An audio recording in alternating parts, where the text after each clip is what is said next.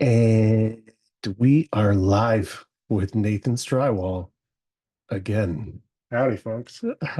Howdy, folks. Um, so we did this like a week ago, Yeah. and we did the whole fucking thing. Yeah. It was a good one, too. You And guys missed it. you really did. And if you want to listen to it, I'll send it to you, but you'll kill yourself because it's echoey Yeah. because we left the microphone on. We forgot to turn the microphone off my phone, I guess. Yeah. And we did our mic checks and then checked the recording to make sure it was good. It was good. And then we set up my phone and forgot to turn the mic off. And afterwards, when we listened to it, it's me and Sean on a podcast. And I was like, there's no fucking way I could listen to that for more than like 10 minutes. Wow, wow, wow, wow. Yeah, why don't we like sit back a bit and pull your mic back to you? Yeah, it'd be nice to see. Look at the extension. Ooh. Very nice. Okay, so basically, we're gonna attempt to reiterate what we did last week, but still have fun. Yeah. We're going to try our best. We didn't go for sushi prior. No. I should have brought sushi. No. I can't handle it today, anyways. No. I brought wings. And teapot good day iced tea. Teapot. When you're drinking teapot, it's a good day. Iced tea for when your tea's too hot. This is gonna be good. Okay, so we've been wanting to do a hot ones episode for a while. Yeah. So we Oh my God. What happened? that's amazing. I told you it was gonna happen. There we go. Yeah, I'll just set my phone like that. Yeah, so we got a couple pounds of wings, and Nate's got what, like We got a 10 different types of hot sauces? at least. I just kind of threw a bunch in a bag today. Yeah, dude. Wasn't as planned out as the last time. Cheers for this thing. Cheers. This thing. Oh, that's quite delicious. It's mango. Mango green tea. And Pedro's sweet sativa. Everyone's like, oh, I see what's going on here. All right, let's kick this off with a wing. All right. Okay, what should we do? Which song? Oh, let's start with the Dirty Dicks. All right. Mm-hmm. I think Steve from Whippy Drywall would really appreciate that. I think He's all about the Dirty Dicks. Did you see today that someone stole his fucking? I did see that. That's the dirtiest thing to do. I mean, Steal something worth money, yeah, couldn't have happened to a better guy though. Steve's such an asshole. right? It was me. Don't tell him. We ran, stole his stuff. That's right. All right. Okay. Dirty Dick's hot sauce, hot pepper sauce with a tropical twist. You know, the problem with the people that are doing drugs and stealing tools is they're stupid because they do drugs. Yep. And it, doesn't really work out for them. They've stolen a pair of dirty gloves. Yeah. I was like, sloppy seconds on a week-old glove is not good for your hands. No, not at all. Put a lot on. I like the hot sauce. You don't have to do what I do. Oh well. Oh well. So welcome back to Instagram, buddy. Thank you. Yes, I took the summer off and Cheers. let's do this first.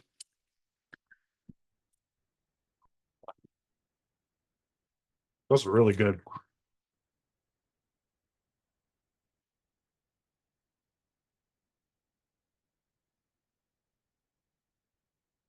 One down.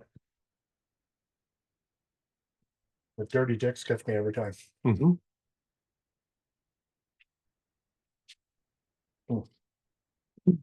So you took the summer off. Took the summer off. Just wanted to concentrate on,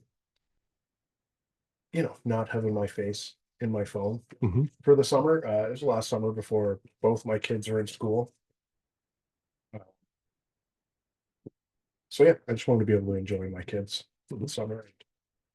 And I think I accomplished that. There was a moment I took my kids for ice cream and taught my youngest how to eat an ice cream cone.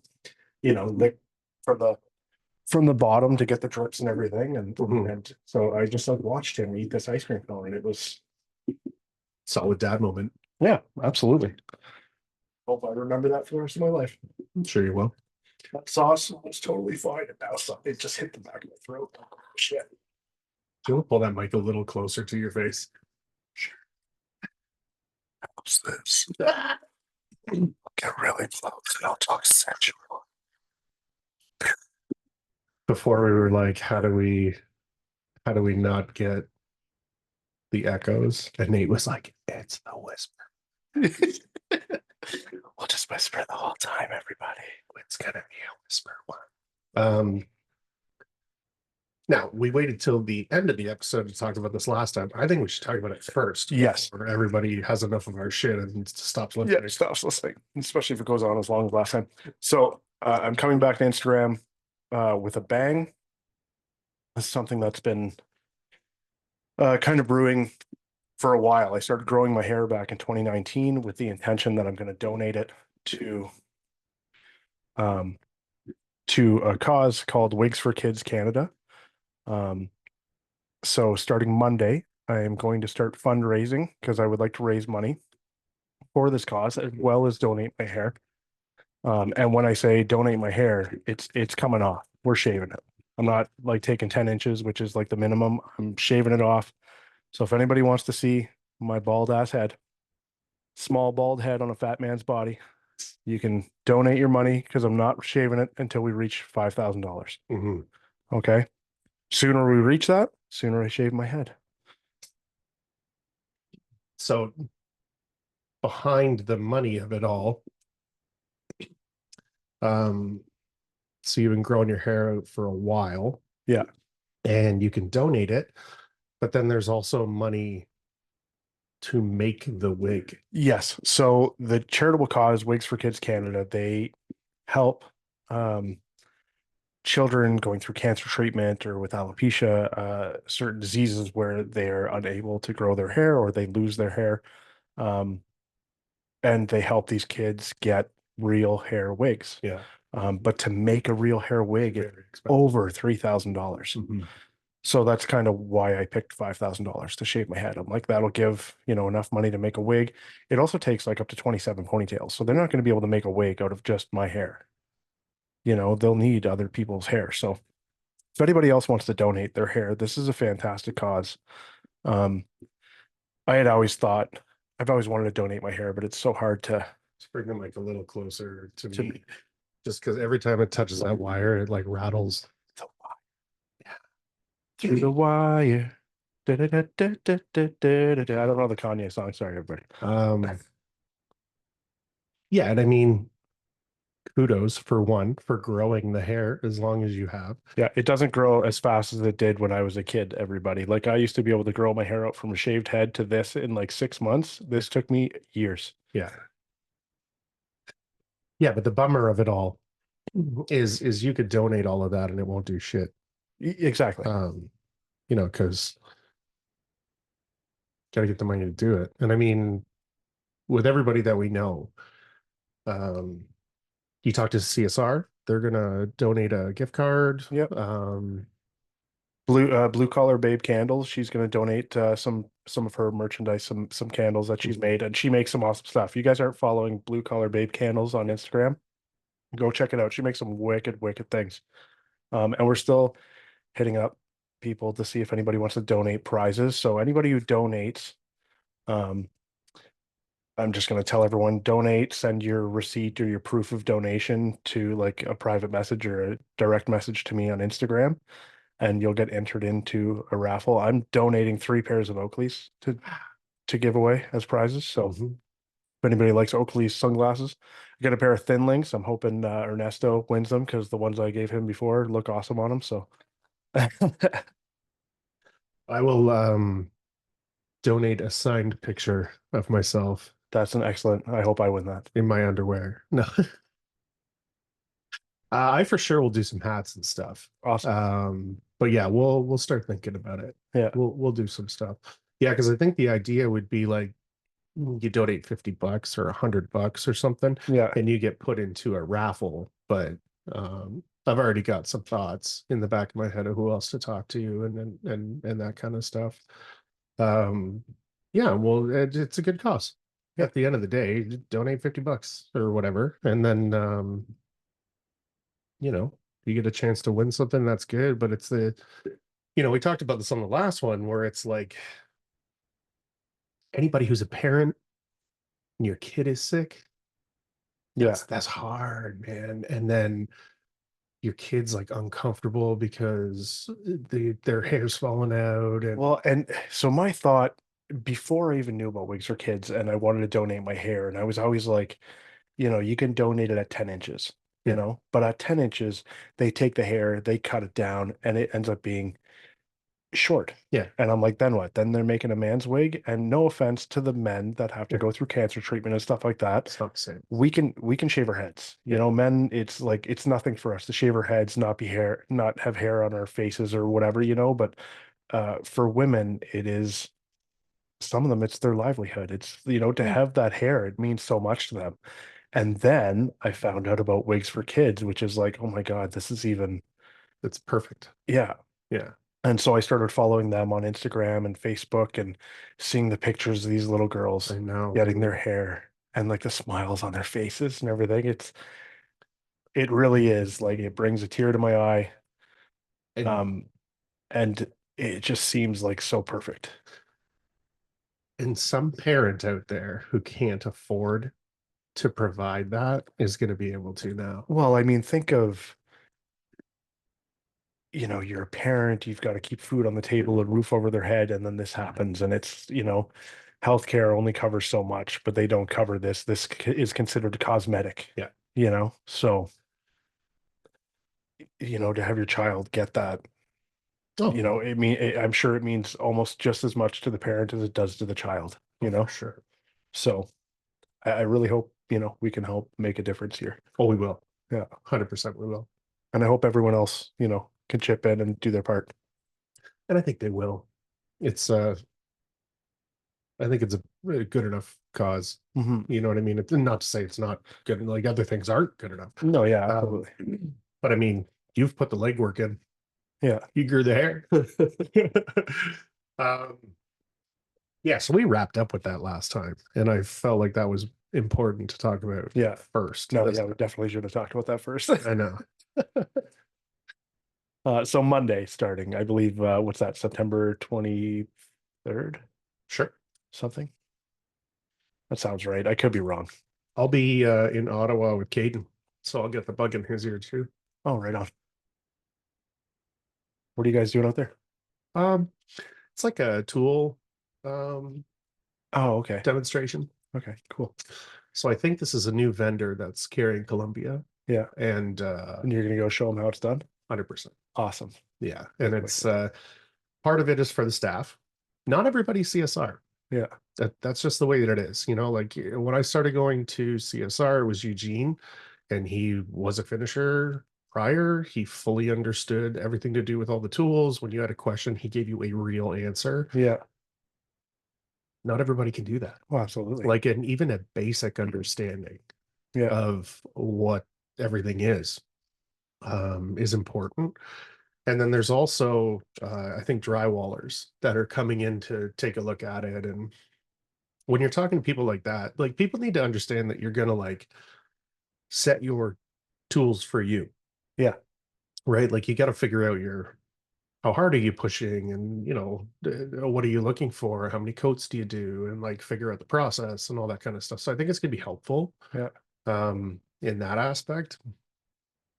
Um, but I don't know. We're gonna go stay the night, have dinner, do the thing, and then I'll come home. Cool. Yeah, it'll be fun. That sounds like a good time. Also, I gotta say, um, I am absolutely loving the Columbia collaboration stuff on YouTube, man.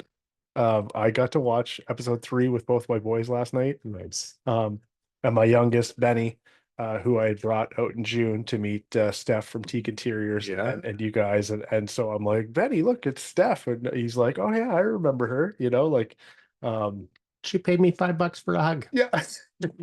And then Obi, I was talking to him about Danny Moody and how great Danny Moody is. And I was like, yeah, man, I said he was on stilts on a hoverboard, and he's like, "What?" So like after we watched the episode, I went to Danny's Instagram and showed Obi that cool stuff, and he was like, "Oh my God, like don't try this at home, kids." So my mom's birthday the other night, and we go, and I decided to stay. It's you have a couple of drinks or whatever. It's like should probably stay. Mhm. And we watch Jeopardy. We usually do that. We do Wheel of Fortune. Survivor just started. Yeah. All that's over. What are we going to watch? And I'm like, well, have you seen any of the collaboration stuff? And no. So we watched them all. Yeah. And that my mom has been a huge fan of Danny Mooney for a long time. Oh, cool. We like just like we watched Survivor, we Yeah. watched Tough as Nails. Yeah. And I think she was more excited to see that he was on the TV than she was that I was on the TV. That's so funny. And I was like, Danny sucks at first. When I said that, she looked over at me like, You know what? Like, I was like, I think about it in my head, like, how would I be acting if I was in that kind of situation? I'm like, you guys, like, the shit talking must have been just so it fun, was amazing. you know? It was amazing. And um, about halfway through the week, Hayden started bringing us out to that throne of mud. Yeah. And he'd go, okay, doesn't have to be real, but you got to shit talk everybody.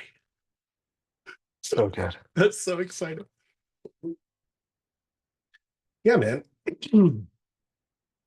Good stuff. Yeah.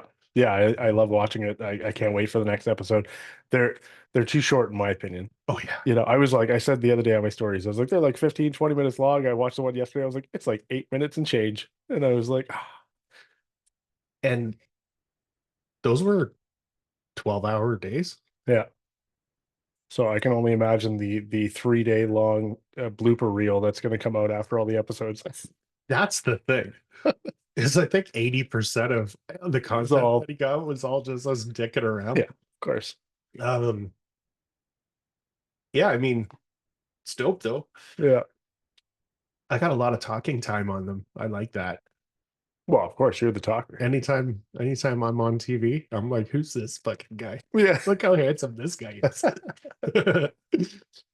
Uh, I don't know if you heard my stories the other day where I chirped Aaron a little bit about his hosting gig.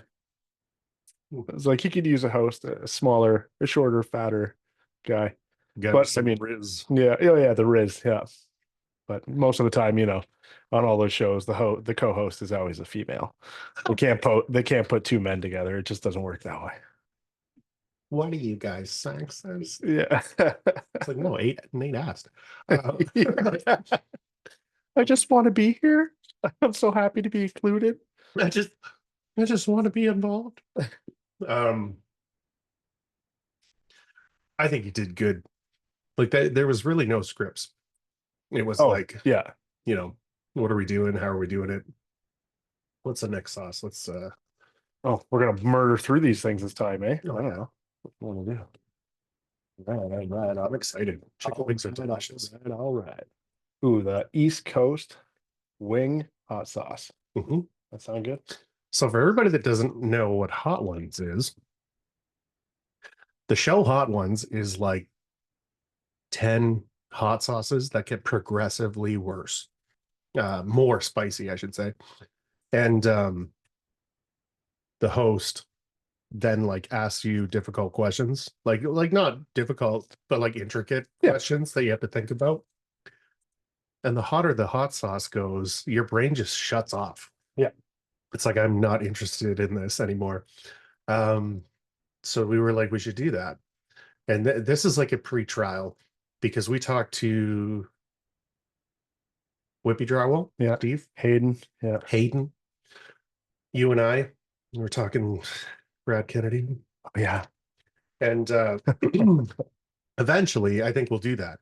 And I think we should have like everybody puts in 5 questions in a bowl, Ooh, and they're like, who's your least favorite influencer on Instagram or something? Like things you don't want to have to answer, yeah. and then you have to eat a hot sauce wing instead. Just like the show. All right. I enjoy that these aren't totally miserable yet.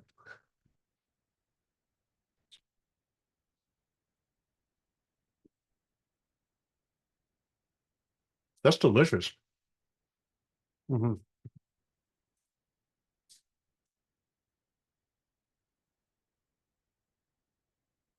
It is just now cluing in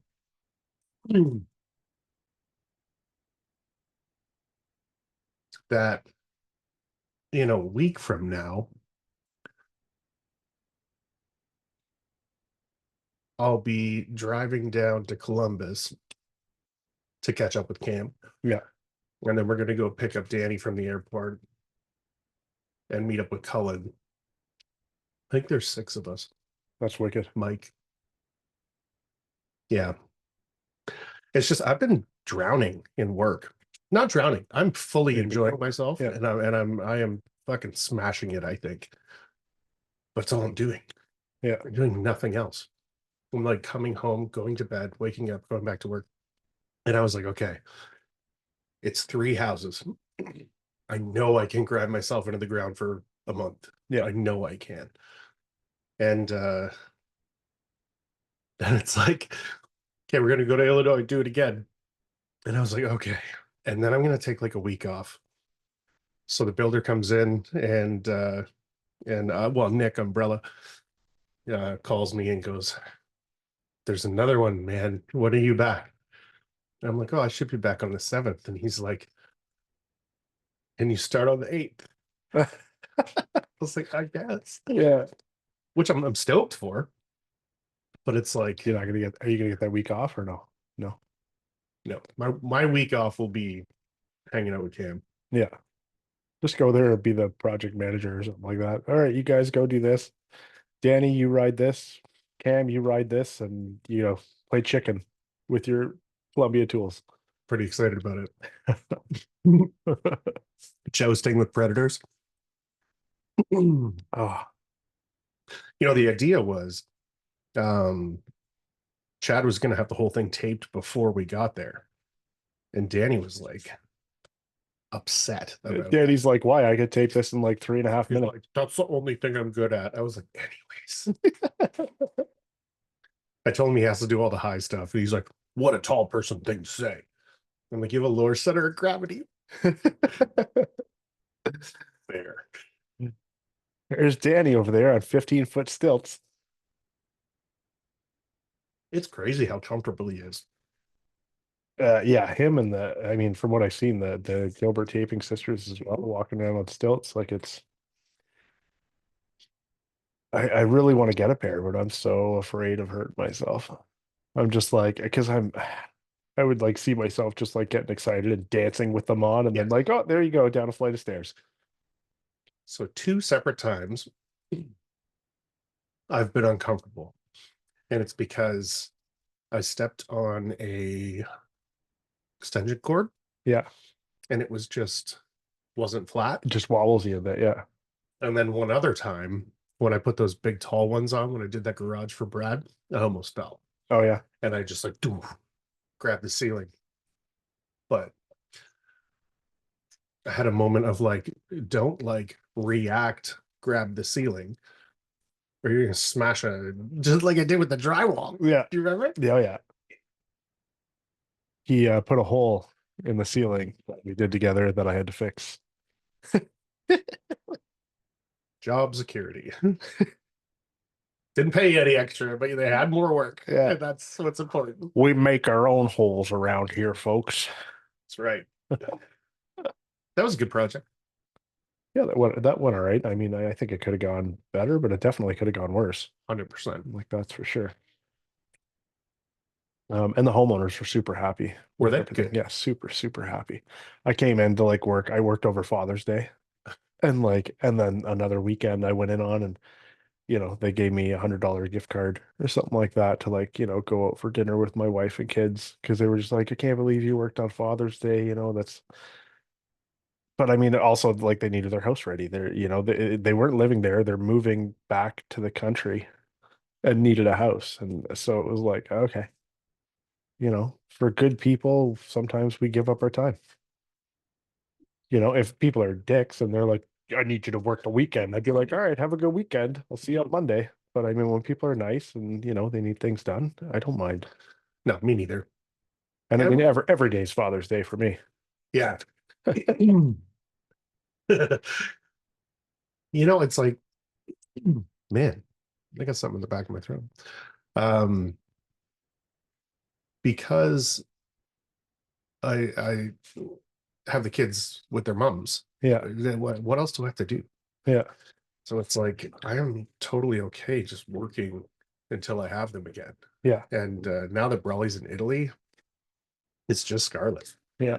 So um, now I must say the last couple of weeks, I like to go get her from school, a couple times a week or whatever. Yeah.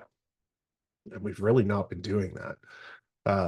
I have, but not like a few times a week. Yeah. Not like Um, you have been. Yeah. yeah. And then I've been able to have her full weekends to kind of catch up that time, but it's not the same. Yeah. Um, but I'll figure it out. The difference between the first house and this house that I'm finishing now, um, the builder was in there every day going, so On the first one, you mean? yeah, Yeah. when do you think you'd be done? And I was like, I don't know, probably Friday. And then he would come in the next day and go, so when do you think you'll be done? And I would be like, probably Friday. Yeah. Like I did, nothing Yeah. changed. Are you trying to tell me something? Do you need it sooner or I eventually asked him that. I was like, does it have to be done sooner than Friday? No, no. Okay. And then saw the quality. Second house came. Feel like I knocked that out of the park too. is that the one that I saw? The second one? Or did I see the first? Yeah. No, Second one? no. Yeah. So Sean and I went out for dinner. Yeah. And I met him. Yeah, I met him at the job, and he was not doing super great. But I got to see your work, man, and not to insinuate that you weren't a good finisher when we first started working together, because you were. But I mean, It's come a long way. oh man, like so anybody who knows me knows when I walk into a house that's taped or coated or whatever, I walk around and I touch the walls with my hand. I go over joints, butt joints, bevel joints, whatever, hole in the wall that was there. If there's mud there, I'll run my hand over it and see how it is. I just it just does something to me It's in my crotch regions. I don't know. It just makes me feel so good. but it is kind of that like Jedi shit where you're like, I know that it's here. Yeah. I can't see it, I but I I can I feel will it. sometimes I like if I go over it and then I'll back up and I'll close my eyes and look Mhm. over it again. So it's like you're not even looking at it, you're just actually just feeling with your hands. And like your butt joints were so flat. Yeah, Like I need to see your process from start to finish it's pretty cool. because I was just so amazed at how perfect they were. And I said to a couple of people, I've said to a lot of people, um, well, I just had Sean from the Mother's Touch on, Yeah. Yeah. Yeah. and he's been doing it 25 years. Like he's a third generation guy. Yeah. And I was like, this is like professionally year two. You know what I mean? Yeah. The difference is I for sure have worked with 20 different finishers last year. Yeah. And when you do a full project or even days, a couple of days here and there, you pick up on stuff, right? Yeah. And when I was able to work with Brad, I'll never, well, maybe not never, but I'll, that's what I aspire to do with the boxes, what he does. Yeah. Um, This is Brad Hanna we're talking about, yeah, everybody. yeah, yeah. Um, man, it's just crazy the stuff that he can do with a box. He's a level 5 to ceiling with a box. Yeah, I remember I was like, can you even do that? And you're like, not really, but he did. Well, it's layers and layers and layers, Yeah, right? And like you're building humps, right? yeah, And the key with the butt joints is when I learned how to do it, you open the box all the way up and you just put two mountains, on either side. right? And then you try and feather that out. You don't have to do that, right? You dial it to like a 2 or a 3, Yeah, make a little mountain, and then just strategically place mud around it. And then eventually it's flat as opposed to like pretending to be flat. yeah, Um, I also am doing 4 coats, which is stupid, yeah. That's a lot. but I like it. But well, I mean, you know, one of the things that I always say to people, I probably said it on one of your other podcasts too, is like when I've had the pleasure of, you know, having a couple people below me before, who I got to kind of teach how to tape or whatever. Um, and like it takes years to figure out your method and how you want to do things. What I always tell people is I don't care how you get there from point A to point B, like your finish is all that matters. I don't care if you're doing 4 coats and I'm doing 2 coats. If our finish is good, that's all I care about. The Surrey job was a testament to that. Yeah. Yeah, seeing all those finishers and everybody's got their own technique. Like I love how in the first episode, you know, first day, you guys all took your bedrooms or whatever, never worked on that. And but you know, and then what is it, day 3, I think, the last episode that came out where Aaron's like, we had to split up and everybody kind of had to go in and get the rooms done because some people aren't going as quick as others. And that was my first thought watching the first episode where it was like, we're all going to split up. And I was like, oh my God, if I was there, I'd be the last Yeah. one in my room because I do most of my stuff by hand. You know, I use the compound tube, not a predator. Yeah. And I'm like, I would be in there forever. And I would be like, well, sorry guys, but it's gonna look good. So Danny's walking around sticking his head in everyone's room. Of course he is, yeah. And I'm like, you want to wipe behind me and I'll wipe behind you? And I don't even have the tool in my room yet. And he's like, I'm done. And I thought he was joking. And I'm like, Yeah, and it's and then been he's 16 minutes. honestly, and so then I kind of wrap up and he's like fucking around in everyone's room. And I'm like, when is he gonna do? So yeah, it was done. Like it was drying by the time that I was, That's fucking awesome. by the time that I was done. So I mean, like, but speed's not a thing, man. No. It's a quality thing, and it's like how much time have you been doing it for? And um, the pay where he comes from is very different than it is here too, right? So like you You have have to to be motor. Yeah. Yeah. There's I was told when I was learning that you know, just get good, concentrate on getting good, and speed will come. Well, I don't think speed ever came for me. I think I just got good. I think I got slower, to be honest with you. Just like, okay, I'm good now. Now I can just take as long as I want to take. I don't really give a fuck anymore. I do give a fuck. I'm really sorry, everybody. no, but I'm I gonna swear a lot on this podcast just because I feel like it. good. Fuck. There goes the USG sponsorship. um, Today, brought to you by Duratec. oh If you yeah, want something good, if you want something done well, call Duratec. and he'll call me and I'll come do it. Yeah, so today's episode is brought to you by Duratech Design, because Hayden said that he would be the first one to sponsor the podcast if it was free. Yes. So we're going to bully him today. We got him good a couple times on the last one. Yeah, Actually, you, I think, were the first person to ask if you could sponsor an episode. For sure. probably. 100%. Because there's only been one person.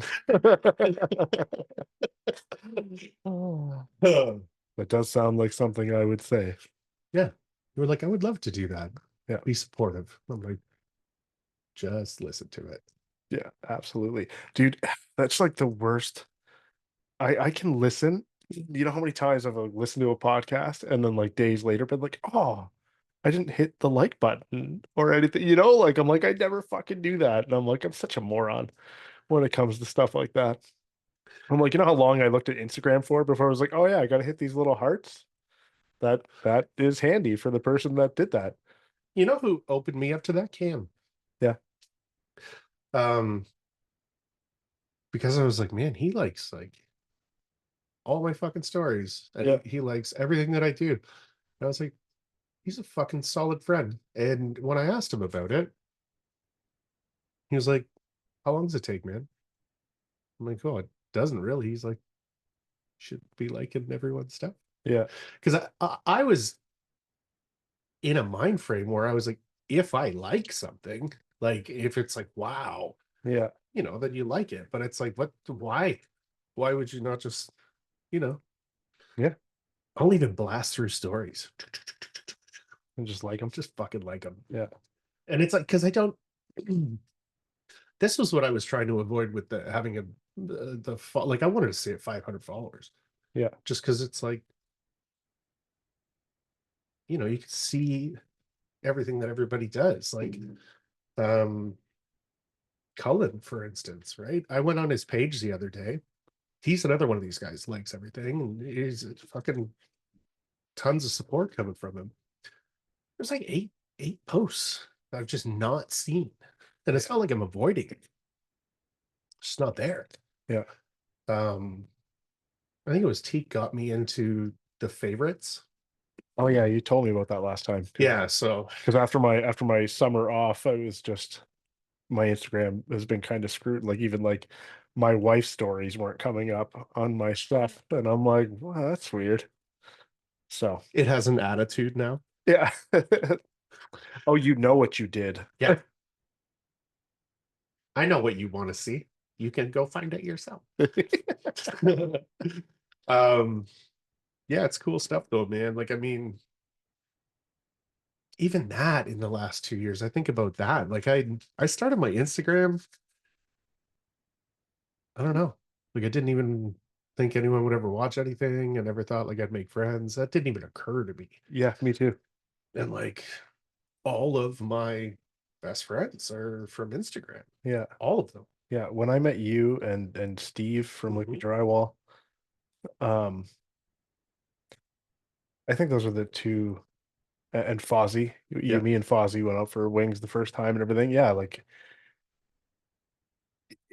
just like you said, it never occurred to me, it never even entered my mind that like me getting on Instagram or social media would be like, oh, you can actually meet some quality people on here. Yeah. You know, like it's just like, okay, I'm gonna go on, and then people message me, and then I'm gonna want to have nothing to do with them because they're weird. And don't get me wrong, those people are there too, everyone. 100%.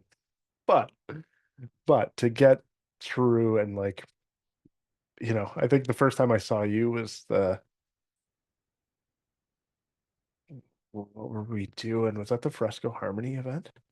Yeah. That's what I met you. Yeah. First one. So yeah, It was and I fucking saw you, and I wanted to see you at the Black Friday event, but I ended up going in the morning and had to work, and then you were there in the afternoon, and I was like, fucker.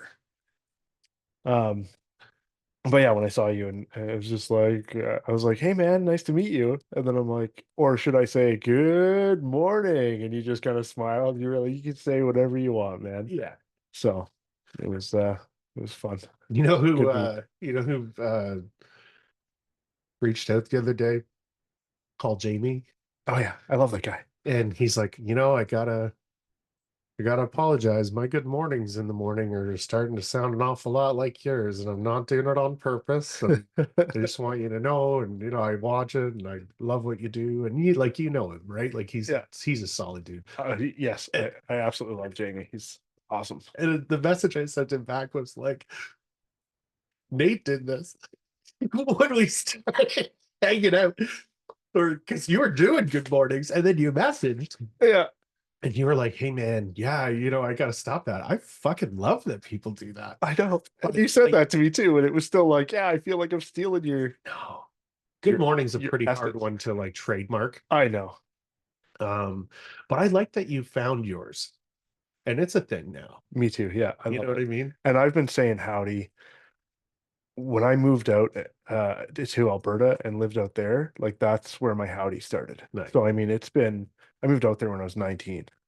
So I'm 42. So we're, I'm in there. Like howdy is my thing. I've been saying it for years. And the best I love, I'll see people like as I walk by on the street, and be like, howdy. And sometimes people just hear that first part, how, and they're like, good, and you? And I'm just like, I'm good. I said howdy though. It's like greeting, like hi. Good, and you? Ah, I think it was Five Goes West. Do you remember that? I love that movie. Yeah. Okay, so then I think it's John Candy is the cat, the big cat, and then they're at the Indian place, and he goes, "How do you do?" And he like puts his hand out. Uh, Yeah, that's so good. I think I saw that in the theaters, man. Five Goes I West. think so. Yeah, dude. I was very, very little. I think about that kind of shit, man. Like we only had like 10 fucking movies, Hmm. like kid movies, and then you get more movies or whatever. But Yeah. like I think about Netflix. So it's like every week there's like a million new things and like there's different shows and all this kind of stuff. Like we were waiting for the Ninja Turtles to come on, Yeah. period. Yeah. Yeah, exactly. Oh Yeah. yeah. For the cartoons. Yeah, there's no binging anything unless you recorded an entire season on VHS. Honestly, my And nanny like, used to do that kind of stuff for us. oh yeah, I know people that would do that. Um, she made my sister and Barney the dinosaur tape one time, and my Yeah. parents were like, I Yes. hate you so much right Yeah. I understand that when my kid got into the Wiggles, you get to know every single one of their goddamn songs, and you're singing that shit all the fucking time. now. Scarlett's got music on my phone, Yeah. and I just put my phone on shuffle, right? That's actually where a lot of my Reels music comes from. Yeah. Because like if I'm like just you get that bounce in your step, Yeah. I'm like, that's the one, right? So I'll just take a screenshot of my phone and then I'll go back and be like, that's the one, right? Or like there'll be like a certain part of a song where you're like, oh, if I just like did this while that happened, it would look cool or whatever. Yeah. It never does anything. Um, every once in a while, it's happening more and more. I'll hit 1,500 views. Oh yeah. And I think that's fucking dope. Nice. Um, it was eye-opening working with Teak because she would put Got a all the secrets. She's figured it out, man. very seriously, she's figured it out. And then she would make a reel, and if it didn't hit like 10 or 20,000 views in like an hour, it was a piece of shit. And I was just like, I hit 600, you know what I mean? I'm so stoked about that. I'm just like, somebody watched it. Yeah. Um, but I mean, she tagged or collaborated with Danny and I on that one where we're up in the top of the Siri house, and it's over 1 million views. Oh wow. 1 million. That's fucking crazy. That is crazy. And I think that's probably like a regular thing. Yeah. That's what she likes. 1 million. I like it. I I like it like it a a lot.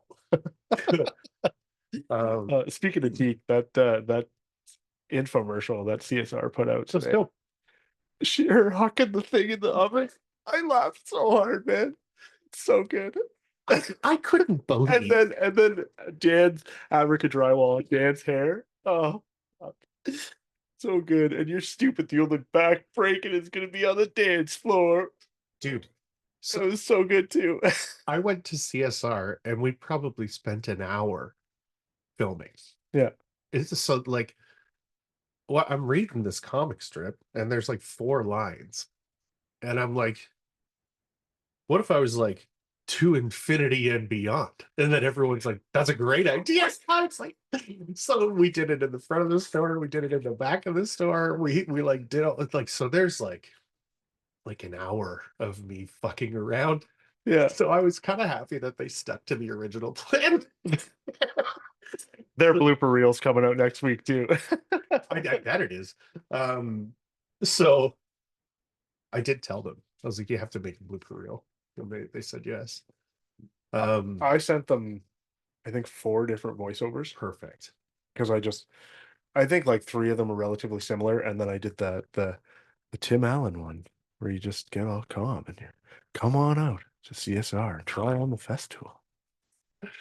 When you did like the Dodge commercial for the throttle box, Yeah. it was like, this is amazing. Oh man, Goodness. The throttle box. I thought I was going to be canceled after the throttle box month in that June. was That was right hilarious. before I took my break, everyone, because I had to do throttle box content. I wanted to do throttle box content, but I mean, I didn't want to do traditional stuff where everyone's just running the tool. I just thought we could have some fun with it. But looking back on it, I probably should have done some stuff with the tool. But See, so you didn't take time off. Aaron put you on timeout. yeah, Aaron put me on timeout. That's what happened. He messaged me and said, "Look, man, I don't want to see or hear from you You till fucking September." grounded. Um, see, that's the joke about this whole thing is I think he likes that stuff more Yeah, the screwing than around stuff. playing with the tools, right? Because like the throttle box runs like a throttle box. Like what are you going to show somebody running the tool properly that they haven't seen yet? Like so now when I run it, I'm twisting that box to get it into the corner or like from the bottom to the top, I can turn the box around. Yeah, So I don't ever have any lap marks. But everybody knows that, right? yeah. You know, the fact that it saved me from a brown bear when I was camping, Nobody knew that. nobody knew that. Yeah, You know, Steve's diabetes thing. diabetes, diabetes, or however he says it. It's just so he was like, I was gonna say this, but I think that's a little too much. And I was like, no. I'm like, that is like the perfect thing to say. So, so the my like I love doing stuff at CSR because it's like a second home now. Yeah, Like the guy that owns it's a good friend of mine. Like I consider Brad to be a great friend. yeah. He's I mean, I've only been around him a handful of times, but Yeah. he's a great guy. Um, Very down to earth and very easy to talk to. And I try and get out to see him once or twice a month.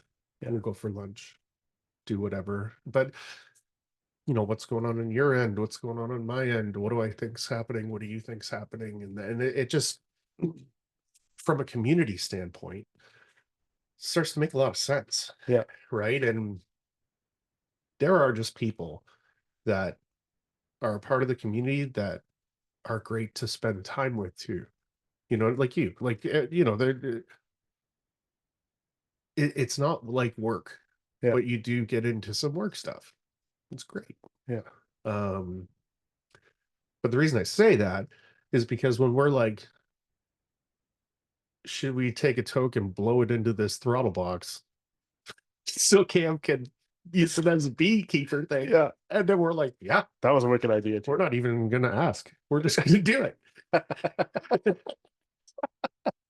No one's mad. We'll be like, I don't know. Who did that? Well, I mean, and he could have done that without the smoke, but I think the smoke coming out of that throttle box It made made the it whole what it thing. was. Yeah. Um, well, the Columbia Predator unveiling in Florida, the content that was used, Cam blew a vape into the box, and then when we opened it, it was like a smoke effect. Oh, awesome. I mean, that was What's in there? Dry ice? marketing material. Man, that Fresco Harmony taking over Columbia video was so dope. Yeah. And like making it was so dumb. Like it was so much fun. Cam and I died like 100 times that day Yeah. because it was just like, okay, we're gonna do it like this. And then Aaron would be like, no, no, no, no, no, no, no. We're gonna do it like this. Wait a minute, hold on, we're gonna do it like this. And like that scene where like Steph runs in and punches me, and then I like fall to the ground. Yeah. We probably did that 15 times. And but it was I just mean, that's what you got to do. You got to take more so takes. much fun. So much fun. Let's do another hot sauce. Yeah. Like that drink kicked in. It's making me feel good. Feel real good. Make sure. This is Real good. this is the Maritime Madness Moonshine Habanero hot sauce. I'm in. Moonshine Habanero. Whoops. You know what I really enjoyed? The Macho Monday. Yeah, that was really fun too. It was so much fun. I'm always just so happy to be a part of things.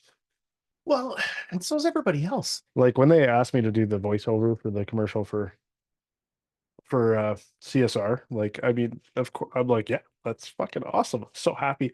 And so everyone knows. Apparently, I have. Let's talk after this, I guess. Yeah. Okay. Okay. Okay. I'm just gonna Moonshine habanero. start drowning these fucking.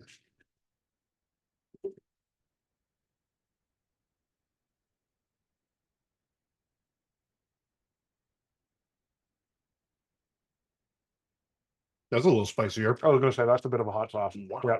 Oh shit. I put a lot of that on. Good thing there's cold beer. Um,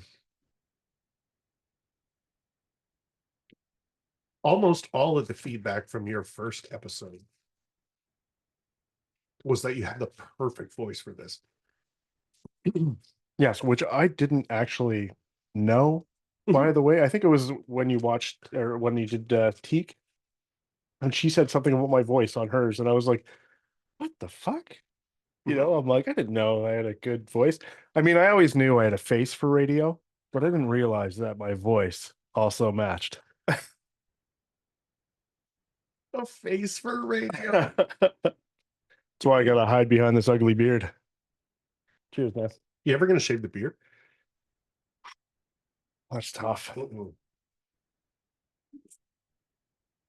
I used to when I was younger, like in my 20s, and I would shave like with a razor, I would get like a rash. Oh yeah, you were saying that. Yeah. So ever since then, like the most I'll do is like take like my head shears and just like go down. But my wife likes my beard. I like having a beard. Mhm. I don't like I'd rather grow like this epic fucking beard Yes. if I could. Like Big Dog.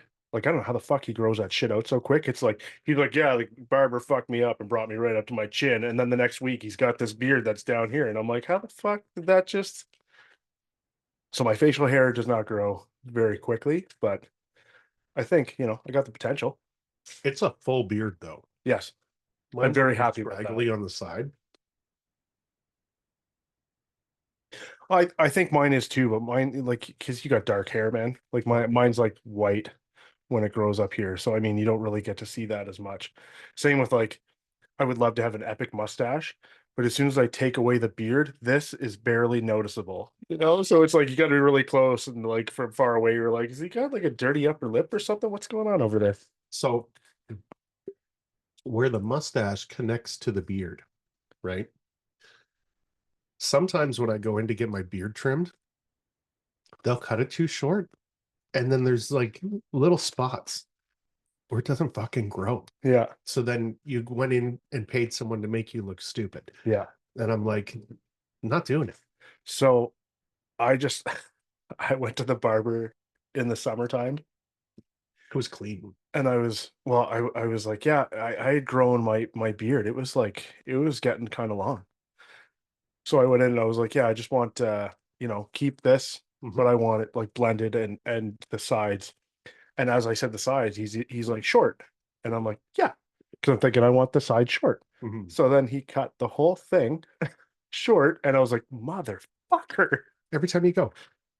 And I tell the guy, try to grow this thing out, okay? Yeah. Like I would like it to be shaped. I like the Leonidas chin. I like it a lot. What is that? And from 300, where he's Oh like, yeah. Okay. I kind of got it Yeah. in a different. I'm looking off to the side a lot and stuff because I like it. Yeah. Um, My hot sauce is pretty hot, by the way. that's so fucking hot. Keep That you we jumped up big that time. Sorry, man. Um, but I mean, you go in and ask a professional to do that, and then they knock you back 6 weeks. Yeah. And you're like, hey, I know it looks clean, And but I that's mean, not what we're doing here. yeah. And the first time I went to that barber, this is something new to me, folks. We're like going to a barber shop to get a shave Yeah. and everything. So I this place opened near me, and I was like, oh, I'll go. And I've never really had my beard done by a barber before. I've never really had a beard that needed to be taken care of. So when I first went, it was like the hot towel, the Hmm. straight razor, like they did the works on me, right? And I was like, man, that is worth it. But now since then, every time I go, it's like just the shears to shape it, and they kind of go over your neck a bit and stuff. And I'm like, okay, well, I can kind of do that. I mean, granted, they're still able to do a more professional job straightening and lining everything up, but still, I'm like, I've got these at home. I can go do that. I'm a carpenter. I know straight pretty good, Yeah. you know. Um, Tommy Guns in the mall here does that kind of a thing. It's like a 7 step whatever, Yeah. but it's like a package that you buy. I had a girlfriend that got me one for my birthday or something one year, and it was dope. I actually, before COVID, was running sites 24/7. You know what I mean? Like I had no other ambition in life. Yeah. I was just going to run sites and then become project manager and just hate myself. And that was like part of my deal. I went in every other week and I got my hair done, as like not done, but like cleaned up, and the beard Just picture cleaned you with up. like rollers in your hair and shit. It's just they're taped on there. We just tape rollers on my skull. Um, that's why I started shaving my head. Are you balding I think right at at the all? back. Yeah. Because I know you shave your head. Oh yeah. Yeah. Yeah, but I like it. I like shaving my head. I'm gonna buy one of these like bulldogs or whatever it's They called. look so good. Yeah. $400. Yeah. I did check them out already because I was like, when I start shaving my head, I'm gonna want something nice like that. But maybe at some point that might be a purchase down the road, but I'll probably be okay with just going in the shower with my razor and just taking her down. At the beginning of every adventure I go on, at the beginning of like all the things, I will clean everything up Yeah. and like pick, like razor my head, Yeah. clean up my beard, do all those things. The And then apple. Yeah. it turns into yeah, it turns into like a playoff beard though. Yeah. And you know what I mean? Like to just grind a house out or whatever. Like this one's 2 weeks. I don't have time to fucking shave my head every morning. That's another 20 minutes I could spend on like I want to get this shit done. Yeah. Um the reaction from the customer in the last one, they're like, we're checking the cameras when you leave. Like you were here for like 15 hours yesterday. I'm like, yeah. Yeah. And they're like, why? Like, because I just want to get it done. Yeah. Because I'm gonna get it done on Friday. I told you, for fuck's sakes. That is something that I've had to learn to stop doing. Yeah. I already committed to Friday, so now I gotta make it happen on Friday. Well, because in the back of my mind, Next time you need to go, it could be like, when do you need this done by? And let them tell you. So that when they're like, oh, you got 2 weeks. And then you could be like, okay, sick. Have some dinners, you know, um, watch a movie once a night. yeah, after the second, so first house, I basically kill myself to get it done. Well, Steve and I were splitting it, and then he got pulled away. And I had said, this is when we're going to get it done by. And I'm sure they would have allowed it to be longer, but I was like, no, Yeah. right? I'm not going to do that. And then on this, Plus, when you do that, I do the same thing, man. If I tell someone I'm gonna have it done by yeah, this day, I'm not going to I'm fucking, disappointing myself if I'm going over that day. So I'm gonna do everything I can to get it done. you hit it right on the head there. I don't give a fuck if I disappoint somebody else. Yeah. Yeah. I Right. fucking said, and I figured out a way that I could do it in a week. And then I got this little voice in the back of my head that's like, let's do it, you fucking pussy. Like, did you even try today? And like, I go in with huge intentions. I wanted to start sanding yesterday, and there's no reason for that. Yeah. But I was like, if I just like pedal to the metal. Yeah. Just started the house on Tuesday. I'm gonna fucking stand by Thursday. Last Tuesday. I know. I'm just fucking. No, I know you mean pulling a Danny. Yeah, Um, timestamp this, bitch. you know what? The fucking funny thing about that is I was just calling it a timestamp day, meaning I'm gonna say what time I left the house this morning Yeah, because it was early, and then I'll put the timestamp of when I left, yeah. you And you know, did that. so everybody sees that. I'm like, it's not a competition, Danny. And then the first time that I checked my phone, he's like, it's always a competition. Yeah. And he sent it to me. And then he And started then he did it on his stories too. He's like, attacking it's me. always a competition. I'm like, I fucking knew he was gonna do it, man. And I think I've never met Danny Moody, but fuck, Danny, I love you so much, man. he's the best. Yeah, It's I'm still kind of blown away that he messages me because like yeah, I don't know. he's Like, famous. yeah, Yeah, that is it. I messaged him this morning and he messaged me back, and I was like, I fucking, this guy's great. You know what I did today? Because I was in Milton. Um, I got my sander head, you know, the pad in between, Yeah, fucking mangled it. And I was like, from just being in your car or no, working with it. I caught it on electrical box. And it's like half fallen off like an old shoe. And I'm like, this, I can't do this. I got no glue. Like, I can't even rig this. Like, you know who lives in Milton? Bill. So I fucking reached out to Bill. It's like, hey, man, feel free to say no. But if you had another one of these pads, you know, I'd be happy to pay more than what it's worth for it. He fucking reaches right out and he's like, brother. Um, Now he was at CSR filming some stuff today, right? And then his day got busy or whatever, which is probably a polite way of him saying no. But the fact that he responded is Yeah, fucking so cool. yeah. I never would have thought. Um, They're the drywall heroes. Seriously, man. There's like kind of four big names, you know what I mean, in my books. Yeah, Because like that's what made me fall back in love with drywall. I fucking hated drywall. I was super good at it. But I got into steel framing. your ego is wonderful, by the way. I was 20. I was 20. I was 20 at my size, throwing fucking sheets around. Everyone thought I was a rock star. Yeah, And then if somebody had an attitude, I'd be like, yeah, okay. And then I would just like work myself into the ground to make them look stupid. yeah. And it was just this huge ego thing, which is not good for you, people, by the way.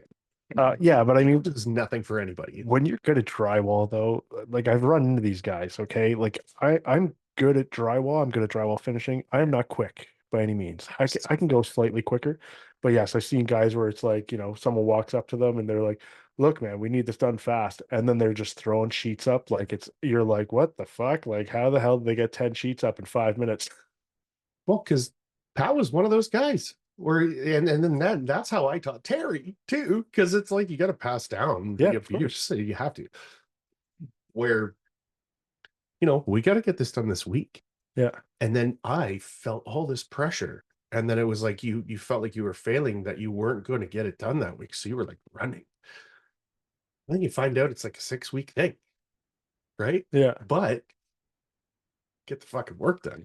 yeah, And like if there ever was a push, he'd throw his tools on. And like if he like was done screwing the sheet off and the next sheet wasn't there, he waiting on you.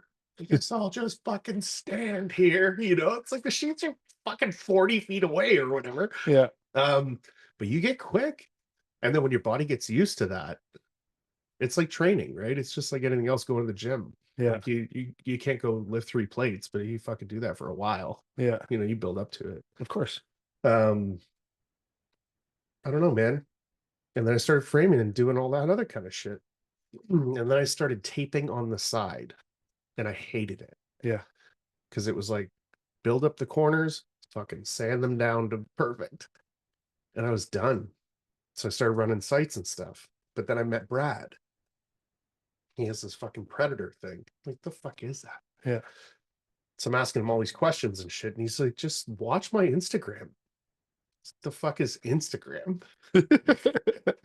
Shows how old we are, folks. Oh, but that is kind of what happened. And then you start seeing all the stuff. I'm like, oh, what is that? I thought the tools were 5 years old, 6 years old. Yeah, And then that was my thought process until I like met Aaron. Yeah. These have been out forever. My dad started this. Yeah, dude.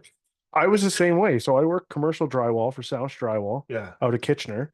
And then they picked up, I think, some t- Tape Pro Yep. stuff, a compound tube and the heads and stuff like that, the application heads and whatnot. And then later they had the Tool Pro, and then they picked up some Columbia tools. So Columbia Yes. tools, everyone, because they didn't really maintain anything, no one like, sprayed anything with lubricant or gave a fuck about any of the tools. So I'd hear the other tapers, because I was new at taping, would be like, hey, can we have the tools and can you bring the good ones? And they were talking about Columbia tools. Yeah. Um, so when I went off on my own, I went to FBM in Cambridge here, and picked up. They had started carrying Columbia tools, and I picked up everything that I needed, compound tube and everything that I needed for that I was used to using. Right. Um, and then yeah, I had that stuff so I could at least apply my tapes, but I didn't know until I walked into CSR in Concord and saw all these other brands, and then started, you know, on Instagram, and found out Aaron's dad started this in Yeah. what, the 70s or 80s? I don't know. I can't. I remember listening to the podcast, and I was like, "What Long the time ago. fuck? They were out that long?" And his stories and coming up with these tools, and how like the tools were out before, but you had to rent them from a company. Yes. Nobody could own them and stuff. Was like, what? Like that doesn't. But I mean, also back then, I don't really know. Like if the tools are made and they're like expensive, like renting a fucking Skyjack. Now, a company's not going to be like, "Yeah, we're going to buy some Skyjacks, so we have some." Yeah. It's like we'll just rent them. So like I don't know if that's what it was like, where it's like these tools are out of reach because no drywaller is going to be able to afford this at that time. I think it was probably that because labor was cheap. Like so if you take a look at my set, it's probably 12 grand. Yeah. Labor was cheap, but you could still afford a house and some groceries back then, folks. Just figure that one out. Man, But yeah, 12 grand for your setup. Yeah, I mean, I even would think so. even Real what I quick. have, I spent just on my semi-auto tools was over $1,000, just for my compound tube and like the flushers and everything like that. Yeah. And then like going and buying the boxes. I got a 10 to 12-inch Fat Boy box with a handle, and that was over $1,000 too for those three things. Yeah. It's well worth it in my Oh, in my opinion. I wouldn't want it any other way. Like I'm like, the Predator is something that's been on my tool list yeah. since I found out about it, but I don't do enough big houses for me to justify doing that, right? Not doing that, spending the money. It's not a Yeah. cheap thing. And to me, I'm like, oh, there's other things I could be spending my money on, that make more sense tool wise and to get my jobs done and stuff, Totally. like, but I still want one.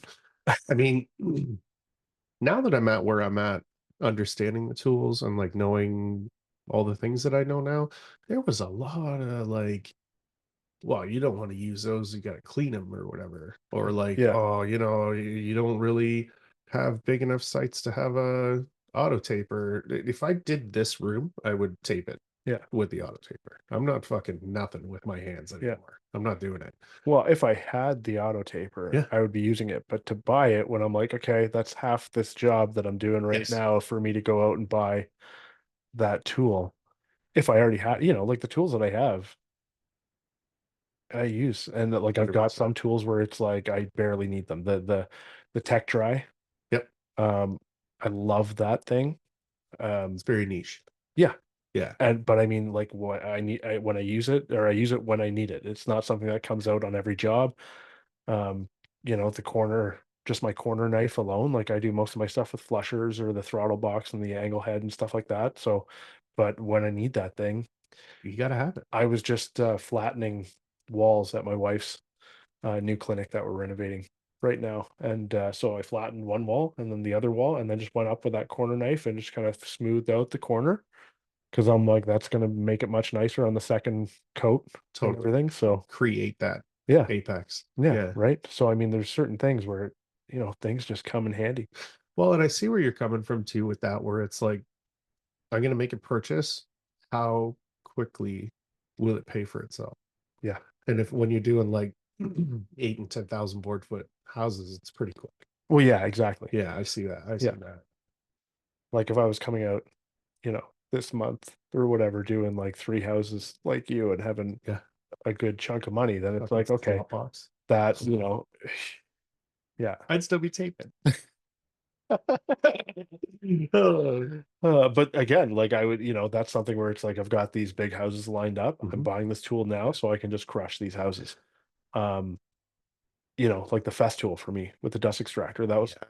I did one of my first jobs on my own was flattening a whole first floor of popcorn. And I did that by hand, scraping it all down. And like throughout that job, I was like, I'm gonna buy this tool. And before the end, I was like, my credit card limit wasn't to that amount. So I had to call my mom. I love it being in your 30s and calling your parents and being like, hey, can you just buy this and I'll just give you the money? Um, and your parent just being like, when am I getting this money? Don't worry, I'm done screwing you over, mom. I'll give you the money this time, I swear. Uh, but yeah, that was it. I was like, hey, and then so my final sand was with this thing. So I'm gonna go flatten. These people asked me to do their second floor in the new year coming. Nice. And but they're like, so you have this tool now? Because I had it on like the last day, right? They're like, where was this thing when you had to take the popcorn down? I was like, I'm really sorry, I didn't have the money for it. It's not cheap. Um, but again, like well worth it in my opinion. I would if my Fest tool broke tomorrow, I would be buying a new one right away. It's like 5 grand or something, though, isn't it? When I bought the dust extractor and the sander, it was $3,000. It was just over 3,000 for the package at CSR. That's not bad. And like within like weeks after I bought it, it was already up to like 3,500.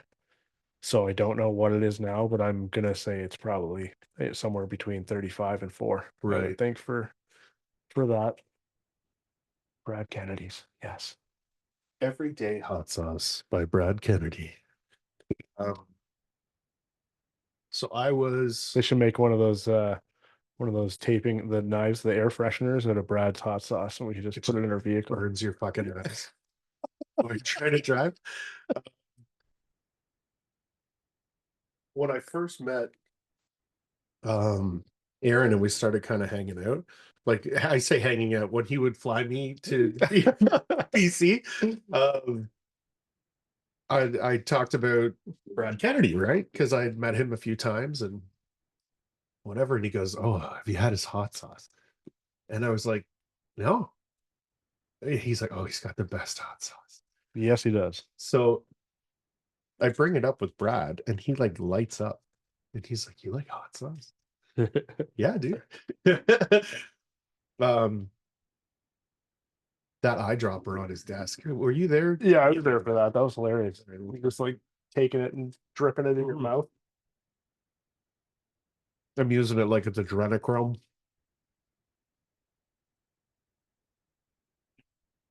But this hot sauce tastes so good. And it kind of gets real hot and then it goes away. That's my favorite kind of hot sauce. I don't need this miserable linger. It can be so hot I get snotty Yeah. and like sweat. I'm totally cool with that. But each bite brings that on and then it goes away kind of thing. Yeah. That's my favorite. Well, and just like flavorful as well, right? Like, It although sometimes I am just looking for that hot, mhm. you know.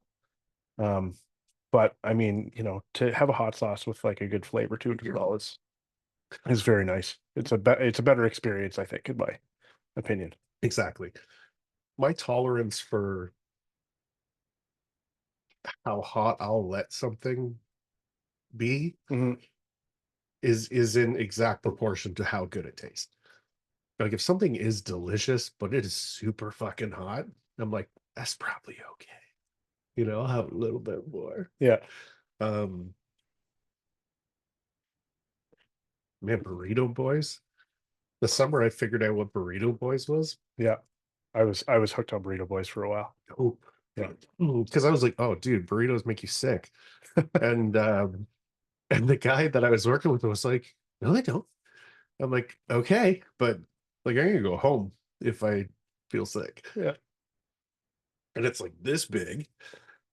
And they just put like 3 dots or Yeah. something of that Yeah. hot sauce on mine. You're like, I want it hot. And they're like, how many dots you want? They did 2 lines on this other guy's, and that's how he would be sweating. Yeah. He's like, oh, this is so good. But again, tastes super good, right? Yeah. Yeah, so I got stupid with that too. But then it's like you start like, you start having problems the next day, where you're like, okay, we're Yeah. getting a little crazy here. Yeah. I recently just started dieting and like lots of fruits and veggies. Um, Definitely changes your outings, your morning Because your morning sessions. more or less fiber. Yeah, more fiber. Yeah, Yeah. it's much nicer. I mean, Okay, so in January I did carnivore. Not only did I lose like 20 pounds, like seemingly overnight, um, but yeah, you go to the bathroom like once every other day, and it would just be like, yeah, you know, yeah, and I'm like, this is dope. And so I like started looking into it. So when I did the carnivore thing, anybody that is a long time listener to this podcast, I am sorry. We will not talk about this for very long. But I was looking into like a health food type of person yeah, that was like, these are all the good reasons, like Huberman. Um, and then I was watching like Meathead guy who was talking about like protein and why it works like that. yeah, So I was kind of getting both sides of it. And it's a good deal both ways, man. yeah. Unless you're vegan. But it is what it is. Nobody wants that. Nobody wants that. I'm just trying. I can see vegan being very beneficial if you know how to do it.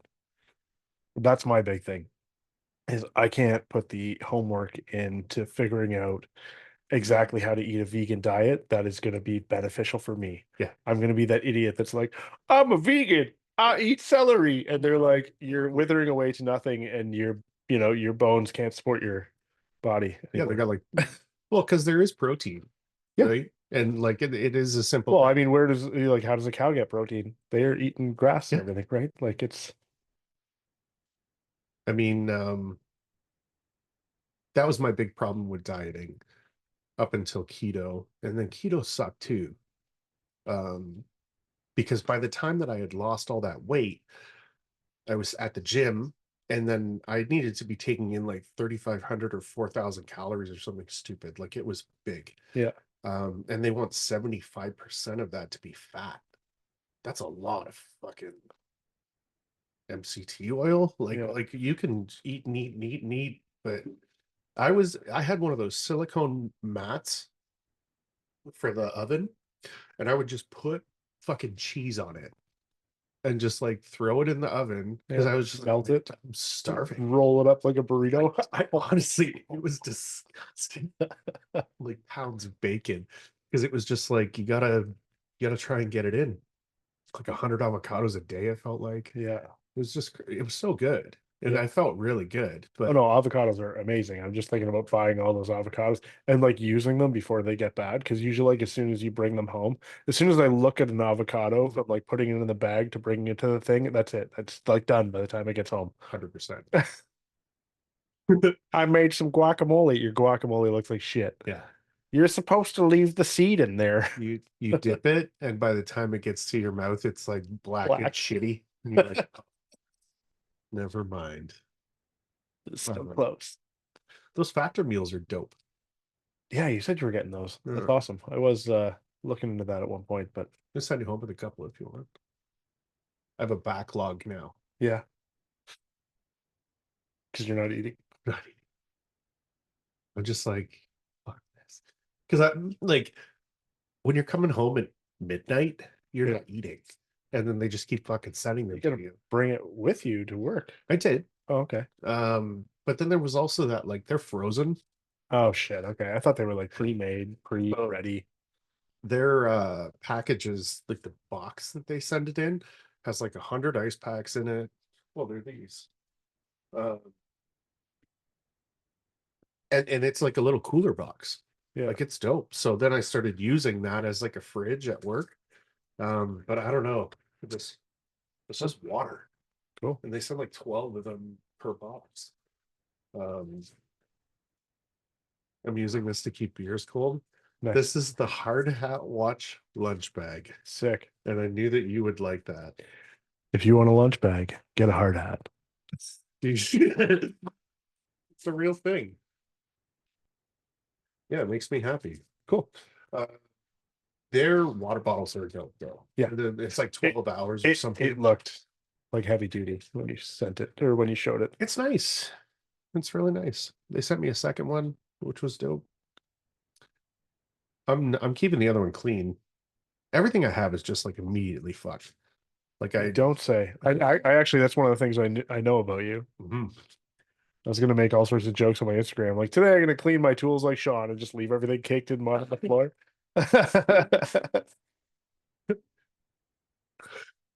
Like my bucket, it's just fucking a mound of mud. So when Sean was on here the other day, he was like, yeah, man, fucking employees and like, there'll be buckets that don't have enough water on top of the mud. There's still like a little bit of mud on the sides. I just was like, you are not going to be my friend. Yeah. And he's like, why? You're never gonna want this guy on a You site. should ask Nate. Hayden was the same way, man. Like Steve kind of came over like maybe 3 days into it. He's like, I think Hayden's freaking out, man. And I was like, why? He's like, it's just so messy. I don't give a fuck because I am usually on a site by myself. Well, so here's the thing. When you and I work together, I'm like, I don't care if you want to keep your shit messy. I'm just gonna have my own stuff that's not messy.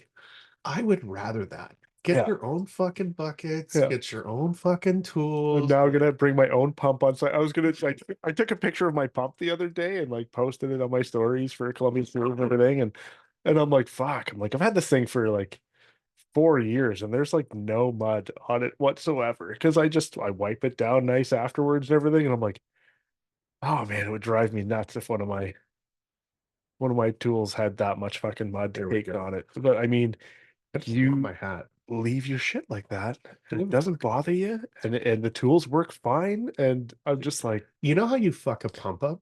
by cleaning it. By fucking cleaning it. Honestly.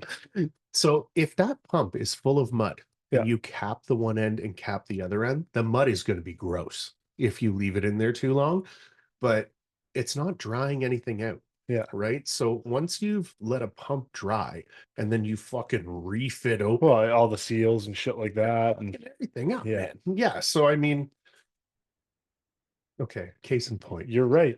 Case in point. Um, Faith and Tyler, right? Yeah. We have this big discussion. We go up there, Hayden and I go up there and do a bunch of boarding for him. In a day, we had a great day. And he's talking about we got a big thing coming up, and I think I'm gonna have to buy a set, and what should I get? And I know I'm gonna need a taper and whatever. And then sure enough, they win it, right? Awesome. How coincidental. Yeah, I know, right? I had nothing to do with that. Um, so I'm like, come down to site on tape day or next tape day you have. Call me up and I'll just show you how if you want. I did the same thing with Hayden. He knew what was fucking going on, but Yeah. it's like now I know for sure. Yeah. Or if you just do this instead, or if you just do that instead, little quirky things, it catches you up. It makes it less frustrating. So then they're talking about I need to buy a pump. And I'm like, I got 3 pumps. Yeah. Um, Actually, one of them's level 5. I'm not going to give you that that's piece a of shit. that's the fourth one. It has been sitting in that bucket of water for a year and a half. Does it still work? I don't know. If it does, then actually I changed my mind. Go buy level 5. They'll last a year in a bucket of water and still work properly. So, um, I didn't know if they needed the taper. So I said, like I'll sell you one of mine for half price or something, right? But but just take this one because this is the one that I have, and it's the new Predator pump. And I told Aaron, I'm like, I think I might let them keep it, right? Because they got the Predator, and he's like, why? I'm like, well, it's clean and Because I'm a nice guy. he's like, have you done any content with it? No. Uh, And he's like, well, have you used it? No. And he goes, why? It's a better thing to use. And I'm like, because I'm gonna make it messy. It will never look brand new again. no, never. Never. Because No. I don't give like I don't have the time to aesthetically make the outside of my pump look brand new. What the fuck would I do that for? But there are people that like that. Well, You like to keep your stuff clean. I like my shit to be I pristine. like mine functional. When we were working in Markham, I wanted to take a screwdriver to your fucking pump and just like scrape all the shit off. But I'm like, well, then he's gonna be pissed because I'm not gonna be working and doing what we're supposed to be doing. Oh, Nate, awesome, man. You showed up at 5 today? Yeah, I was here at 5. What'd you do? I cleaned your fucking pump. Dude, it's 11 o'clock in the morning. Yeah, there's a lot of mud on that thing. Yeah. Next day, totally fucked again. Uh, and now I also have, yeah, let's get into it. I have fully taken apart and cleaned everything that I've had, at least at one point where I've left it kind of too far, and I'll never allow it to do that again. But Yeah. like, a little bit of this, a little bit of that. I'm not worried about it. Um, with the taper, it gets hosed down every time I use it, every single time. Yeah. And if I don't have time to go to a gas station or something with it, like a car wash, I will take it in the shower That's awesome. and I fucking spray it out. And that's what I've seen and heard from other people is like, man, just once you've done a job, just hit a car wash on the way home and It's just $2. I've heard other people like they'll say they just put them in the back of the truck and then do like a drive through. And I'm like, what if it's really powerful though? And it does like make something fly out of your truck or break one of your tools or something. But Can you imagine? I can't imagine. As soon as they said that, I was like, that sounds like a bad idea. But what do I know? You're all stupid, and I'm the one that's smart. Yeah, okay. I'm so dumb. Matt Damon. This is fiery Chipotle, by the way. Yeah, it's pretty Or, good. as we say in Canada, fiery Chipotle. Chipotle. That's delicious. That was good. At some point here, I'm putting a lot of it on there. That's going to backfire. I guess it kind of already did. That one was spicy, dude. Mm-hmm. I did not put a lot of Brad's on there. I'll tell you that. Oh no? No. I put enough. It's because I know it, Mm-hmm. right?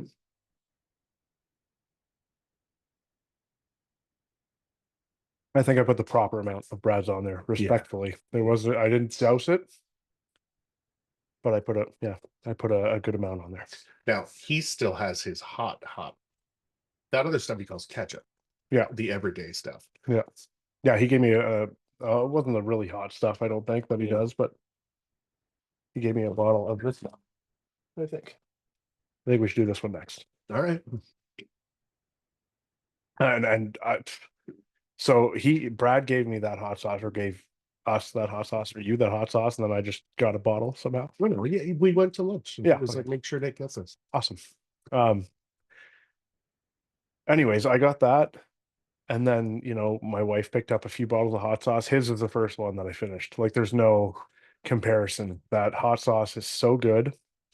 And I was putting it on everything. We were buying like Pogos, by like the box of 20, and I would like put it on Pogos and everything. Ugh, so good. I'm too sentimental to do that. I still have a couple of Teaks pickled carrots in my truck. Oh, really? Yeah. And that's like, they're probably not even good anymore. Oh, they're fine.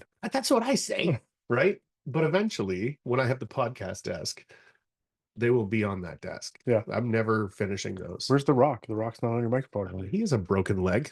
Happened. My We got a John Cena, and then he came and just smashed the rock. Yeah, my daughter, who is the destroyer of worlds. Oh, yeah. Hey, look at this. Do you like this? Yeah, snap. Okay. Do you do this on purpose? Yeah. He's like, I love you. Me too. Now go to bed or I'll sell all your toys. Yeah.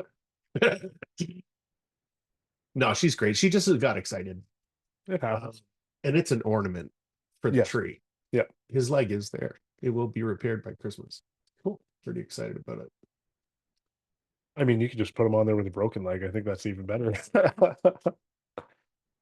That's I, not a I bad idea. I was gonna bring tortillas so we could do the tortilla challenge. I don't know if you've ever seen that. The slapping. Yeah. But I was like, ah, we'll just do the hot wings tonight. We'll do the tortilla challenge some other time. The best one I ever saw is there's three of them. There's three of them. And the one hits the other one like out of the blue, like nobody's playing yet. And then the third person goes and Just then spits the water. spits all this shit all over the person that got hit. Oh God. It's like, this is the best game ever. Uh, Lindsay and me played it the other day, a couple weeks ago. You're kidding. Oh yeah, I smashed her so hard, so good. Yeah, you're like, I got the little ones. Yeah, yeah. It's cupping in your hand. No, we had some good ones, and then her and Obi did it, Yeah, and she got to smack Obi a few times, which is also pretty good. I have to say, the two of you are hilarious. Right, she's hilarious. We call it well, so the kids call it Riz, right? Charisma. Okay. It's Riz. I thought you made that up. No, no, it's totally the new thing now. If you've got kids, you know. If you don't, you don't. Um, and I mean, you know, your daughter, she'll be, I'm sure, in like a year or two, she'll be coming home with all the sayings for you. She doesn't give a fuck about any of that. I think it just happens. I was working with a guy, and he was like, Vocabulary. "Yeah, the kids are saying now. They're saying this is years ago now, so this probably isn't even a saying anymore." But he's like, they're saying on God, and I'm like, "What do you mean on God?" And he's like, you know, like trust me, type thing or whatever. And I was like, "What?" And he's like, "Yeah, that's what they're saying." I was like, "Okay." So we were saying it all the time. I'm like, "This is amazing. I'm totally hip now." But yeah, Riz. So we're always like, oh, you know, you risen it up, or you know, okay, I gotta go out now. We're leaving the house. Okay, well, we gotta Riz everybody. It's like, okay. I like that. We're totally antisocial people, so I mean, it takes a lot. You need the charisma to you know dial it in, talk to people, clients, you know. Oh yeah. Well, and like your leggings, that is a conversation starter. Yes, If people ask you about it, you're like, yeah, yeah, or whatever. Or like, you're the kids have matching ones with you, like that kind of stuff. I love that kind of stuff. yeah, And a lot of people that like are extroverts don't have the balls to do that. yeah. You're right. So that maybe that's how they became like just talkative to people. But yeah, I've always loved your style, man. Well, and I mean, like I used to wear like they weren't leggings; it was like tights when Yeah, I exercised and stuff like that. Back, you know, back before I was this amazing beast right. that sits before you. Fucking specimen. Fine specimen of a man.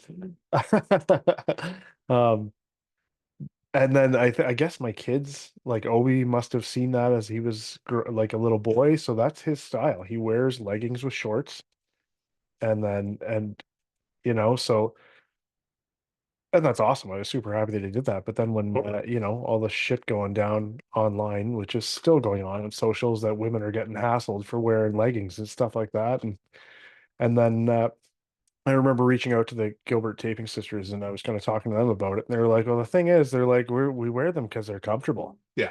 And I'm thinking, like, yeah, I used to wear them all the time when I worked out. And that's why I wore them because they were like the comfiest thing to work out in. Just because we're men, we just wear shorts over top because we're insecure about our. Dick bulges Yeah, exactly. So, or lack thereof. yeah, yeah.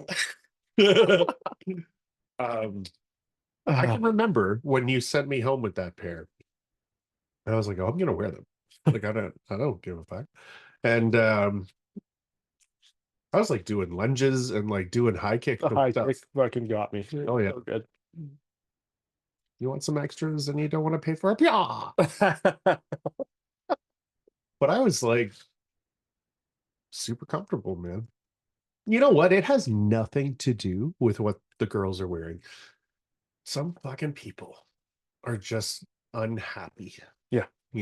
I think it was Sash. The carpenter today. Yeah, did you see the Yeah. So I sent her a message. So me too? some guy was just totally like very inappropriately. Like I can't understand how you could say that to anybody, but just like ripping on I think he was talking to her. It was a conversation to her, right? And This was like a couple of weeks ago or something. I saw it on her stories, one of them. yeah, And then today she found him and there were a bunch of them. And I was like, this is disgusting. yeah. Sorry, go ahead. Well, I just reached out and I said, man, like, I said this guy really needs a hug because I'm like to be that I don't know that much in your head or whatever's going on with this person to say stuff like that and totally belittling women That's what it is. That's what bothers me is just because you're a fucking man. yeah. You're like so powerful that you gotta beat Oh, up on women. And it's like, doesn't it just make you want to go beat the living hell out of this guy? honest to God. And there is a part of me that is still a fuse that would very seriously enjoy kicking the shit out of the guys that do this stuff. But I would much rather like verbally do what they're doing to them Yeah, and do it truthfully, yeah, where it's just like, because you're so strong, is that why you do this? yeah, Like, and you know, and put them in their place. Like, I think I would really enjoy doing that. But then you're part of the fucking problem, yeah, who, because that's what they're doing, because they whatever. yeah, There's the problem is, and we get into it with the sexism stuff, and we get into it with all this other shit. You can't tell people not to do shit because it's the same fucking thing as telling girls what they can and can't wear. It's the same fucking thing as to telling people what their religion should be. yeah, Like, if you are a dickhead, you can't be like, okay, no one's being a dickhead anymore. Because then somebody goes, okay, but where's that line? And now I can't say fuck on my podcast. And I got to rebrand my clothing. yeah, You know what I mean? So I get it, but I'm so fucking tired. yeah. I'm so tired of It's just so unnecessary. I talked there was I can't remember who it was, but there was another female who posted the other day and I commented and just congratulations and maybe I'm high because I can't remember where this is it. going. Yeah, these things kicked in pretty good, by the way. If anybody's wondering. They're not bad. Um can't remember it was something about a guy was treating her Yeah. poorly or whatever and I just said like it's just a shame that this fight has to be a thing. Like women in trades, people are like, women in trades, it's a movement. And I'm like, it shouldn't even be a movement. Yeah. It should just be a thing. Like, I don't know why it has to be a battle, why it has to be like people putting up a fight to be like, we don't want you here. And it's like, no, we do want them here. We don't want you here. Yeah. You need to leave. Like, we're done with people being gatekeepers and Yeah. thinking that they need to like, what are you protecting your trade from by bringing a woman on board? Yeah, Okay. I know, she's here to do it better than you. or at least try our best to. Well, I mean, That's all that matters. this is the thing is because of this attitude, women have something to prove. And every woman that I see coming to the table is kicking the shit out of any guy that's doing it, like doing the same thing that they're doing, Yeah. And that makes me happy for the women coming to the table. But like, But there's a lot of pressure that comes with that too. well, It's yeah, like, how absolutely. come you got to be the fucking best? Yeah. Like, like not everybody's got to be the best, No. and like striving for that, I should say, is a lot of fucking work, man. And any idiot guy wants to be a drywaller. Like, just go sign up Yeah. and be a shitty drywaller, and that's the norm. Any girl wants to go be a shitty drywaller, you won't even make it Yeah. because they'll make sure that you, right? Yeah, absolutely. And it's like, You can make the same mistakes as the guy, but they're going to be like, well, we'll keep the guy yeah, because why? Because I don't know, because I can go drinking with them after work and I don't have to totally. feel weird about sexually harassing him. I don't know. Oh, I did have a conversation one time where Terry, my apprentice, when I ran, um we basically did all the drywall framing, T-bar, like the outfit that was building the building was subbing out the specifics, but we kind of did everything else, Yeah. forming, like all that kind of stuff. Um, I was given four idiots. One of them was Terry, and he was moldable. Yeah. The other guys weren't bad, but for instance, the one of the other guys, he's like making a mark, pulling his tape out to make another mark on the other side, then going to pick something up to draw a line. And I'm like, hey, if you just do this, it's done. And he went, I'm a carpenter. Okay. I took a 6-month course through a community college and I'm a carpenter now. And I was like, cool. And I never tried to teach him another thing. Yeah. But Terry was a sponge or whatever, dude. And Well, sorry, so where I was that going, matters. That matters. Yeah. um, I gravitated to him right away. He was beside me all day long. He was running for me. He was like reading prints. I taught him how to read prints within the first 6 months, and he Yeah. took off with it. We're on the late days. I'm taking him to dinner. We're having a couple of drinks, like just working like you and I would. Yeah. And the conversation came up about women in the trades. If I had done that exact same thing, but Terry was a woman, it would have been a real fucking problem. Why are you getting her obliterated 3 times a week? Yeah. You know what I mean? And in my mind, it wouldn't be a problem Yeah. because it's just this person has earned my respect and I would never foul them. Yeah. Like I would have never put him in a position that was bad. Yeah. Um, but an outsider's view makes everything complicated, but it shouldn't. It's just it's a tough thing, man. I think there's a lot of older people that need to die off. And then the rest of us can all just be friends, Yeah. I think. That would be helpful. Ah, COVID number two, here we go. Oh, goodness. What we talked about on the first one? Vaguely. That we did. Um, I brought up how far you and I have come since you were here the first time. Oh, yeah. Yeah. Yeah. And then so Nate's first time on the podcast was a trap. I you won that corner cobra, but I told you had to come and get it. Yeah. And if you were coming, you had to be on the podcast. Yeah. That's good. Now I got to ask to be on the goddamn podcast. No. Like, hey, man, can I come back, please? And he's like, no, you clogged my toilet last time. Um, the podcast is a weird thing, man, because I know that there have been people that I've asked to come on and they dodged it or they said no or they whatever. And then when I talk to them again, they're like, how come you've not asked me to come back on? I'm like, I did. And you fucking said no or whatever. I feel like I'm bothering people all the time. Yeah. So I just don't, I try not to, you know what I mean? Yeah. Um, so I'm shocked Cam's been on here 100 times because it's just like he and I Zoom call, Yeah. and he's like, or we could do a podcast. I'm like, yeah, I think he's been on 10 times or That's something awesome. stupid, right? Um, but I never think about it. Like same with Steve. I'd like to have Steve back on. Yeah.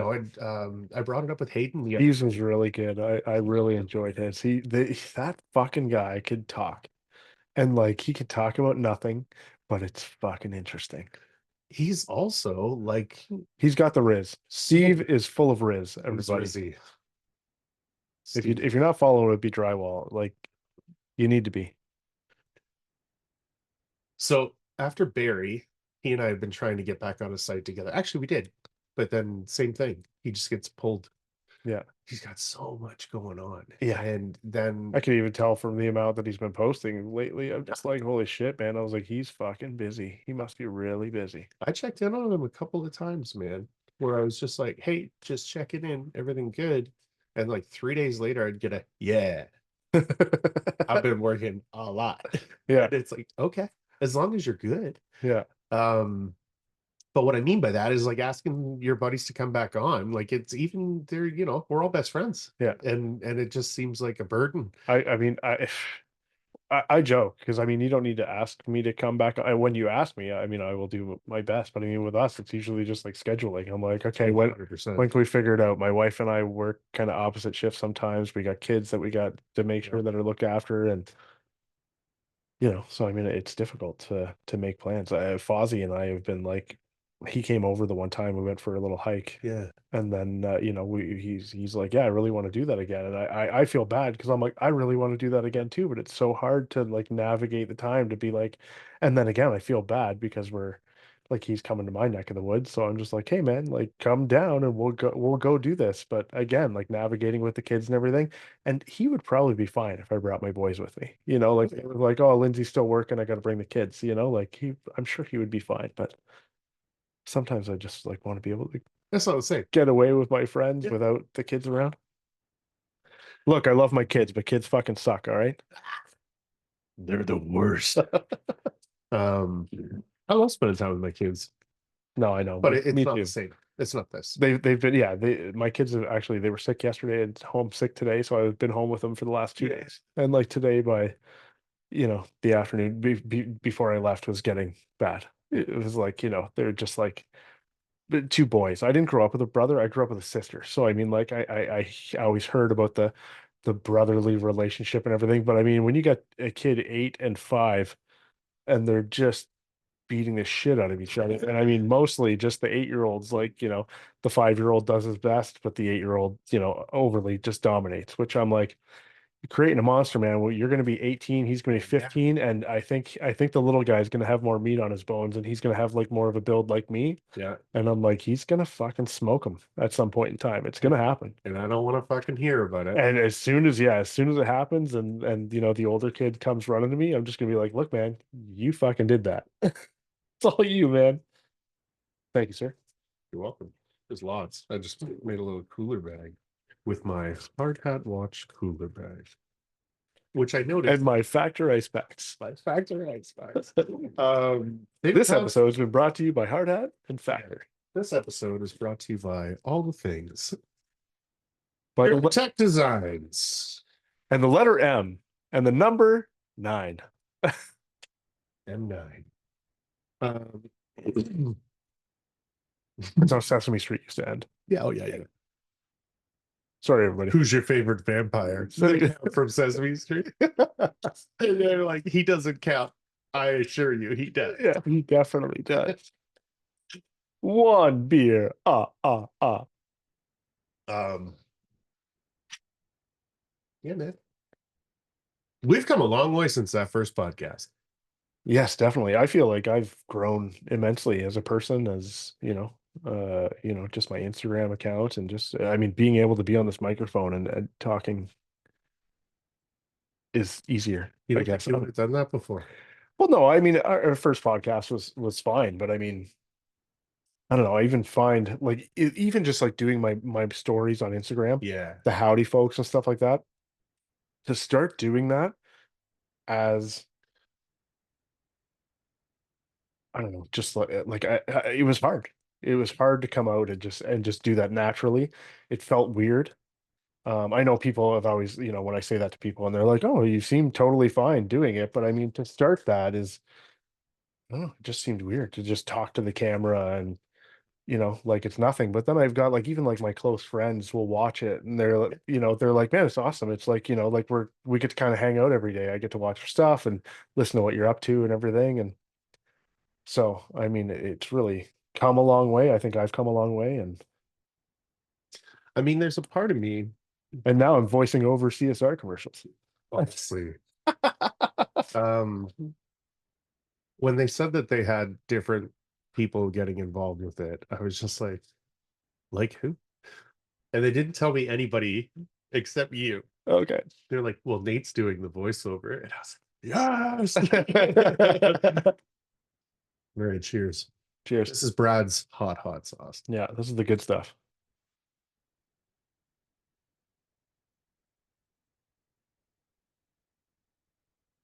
Yep. Mm.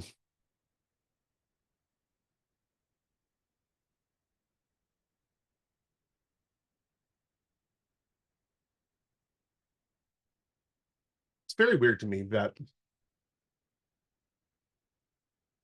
I think of Hayden, right? Nothing changed on site. I don't think. I didn't know him prior, but that quality of work in all of his pictures, Yeah. fuck is that? Is the same as the quality that's there now. It might be better now. But he didn't want to get on camera. He didn't want to do tool stuff. He didn't want to run his auto taper. He didn't want to do like there was hesitations. Yeah. I mean, it's not for everybody to get in front of that camera. It's not, you think you'll be fine. You know, I can sit here and chirp Aaron about hosting the collab stuff, but it's like, I could do a better job. But I mean, when you get in front of that camera, especially if you've got nothing, no lines written down or memorized or anything like that, like it's acting at that point. Or do you? And then it's fake. Yeah. I hate that shit.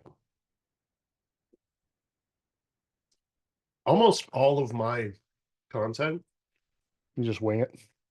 first go. Yeah. Hard Hat Watches was like, wow, you must have put a lot of time into this, and thank you so much. And what a great video. First try. Yeah. And I thought it sucked. But I'm not going to do it again and again. I'm just not going to do it. I have for certain things, I'll have like a general idea of what I want to say. I think it through. And then I Yeah. try and do that. And sometimes it might take a take or two. But I mean, same thing. I'm like, I'm not going to spend all day doing this. It's kind of like it just happens. I remember in high school, I took a leadership class and we had to do speeches. Nice. And it's always, you're a fucking high school student. There's so many insecurities, when you're that age. Mm-hmm. And fucking love that hot sauce. It's my favorite. It's so good. Um, anyways, to get up in front of the class, and I came up with this concept of I was going to do a speech. I was going to give a speech about how to give a good speech. Nice. And I went up there with one card with bullet points Yeah. as to what I was going to talk about. And I was like, you got to go make sure you have good hand movement. And by hand movement and gestures, you want to say stuff like, I caught a fish this big or something, Yeah. You don't want to be up there going, and I just started waving my arms around and like going crazy and stuff. And see how stupid I look. So I remember my score, my grade or whatever on the speech was like 94% on my speech. Nice. But we had to hand in all our stuff at the end. So I handed in this card with 6 bullet points or something like that on it. And so I, failed that aspect because they want everything written out. But it's like, why? If you're somebody that can come up and just have those points and know what you're going to talk about, why do I have to have everything written out on a card and memorize? Yeah. Well, because it's process and I get it. But but I mean, that's what competition. this whole school thing is like, It's ridiculous. oh, you did this math equation and you figured out the answer, but where's your work? What do you mean, where's my work? Is it the right answer? Yes, it's the right answer. Okay, then fuck my work. Yeah. They're like, you're cheating, little kid, Right. little thief. So, I mean, that part always just kind of bugged me. It's like, if you're doing the work, if you're doing it right, then who the fuck cares? That is the single most reason I left school. Because I was full of testosterone. I was enormous. I was all over the place, going through puberty and whatever. And I'm asking questions like, why? Yeah. Like, why do I have to ask you to go take a piss? And then you can say no. Yeah. I have to go to the bathroom. And it was like I started rubbing heads with people. And it was the same thing. Like I would come into math class, I would answer the questions, I'd leave the piece of paper on the desk, show your work. No. and then I'd leave. Um, because it's like, because I said so doesn't fly with me. Yeah. Like, I'm too inquisitive for that, man. Like, I need to understand. If somebody sat me down and was like, life's going to be hard, right? There's going to be like a set of things that you have to do in your life. And this is kind of manipulating that. Like that's what this is supposed to be. Yeah. Like you have to be here on time because later in life you will have to be somewhere on time. Yeah. There Unless you run your own business, then you can show up at 11 o'clock whenever you want. and leave at 12:30. Yeah. Um, yeah, I don't know. I didn't like it at all, man. Yeah. I really do believe that unless you're going to be a brain surgeon or something like that, the curriculum is making drones for large companies. Yeah. Somebody's got to sit at that desk and do what they're supposed to. There's It's just not me. the issue with the question. If you've got something going on and you can't answer a question with something more than because I said so, or just that's the way it is, or whatever, It's disrespectful. your stuff is bullshit. Yeah. So I was raised Roman Catholic. Okay.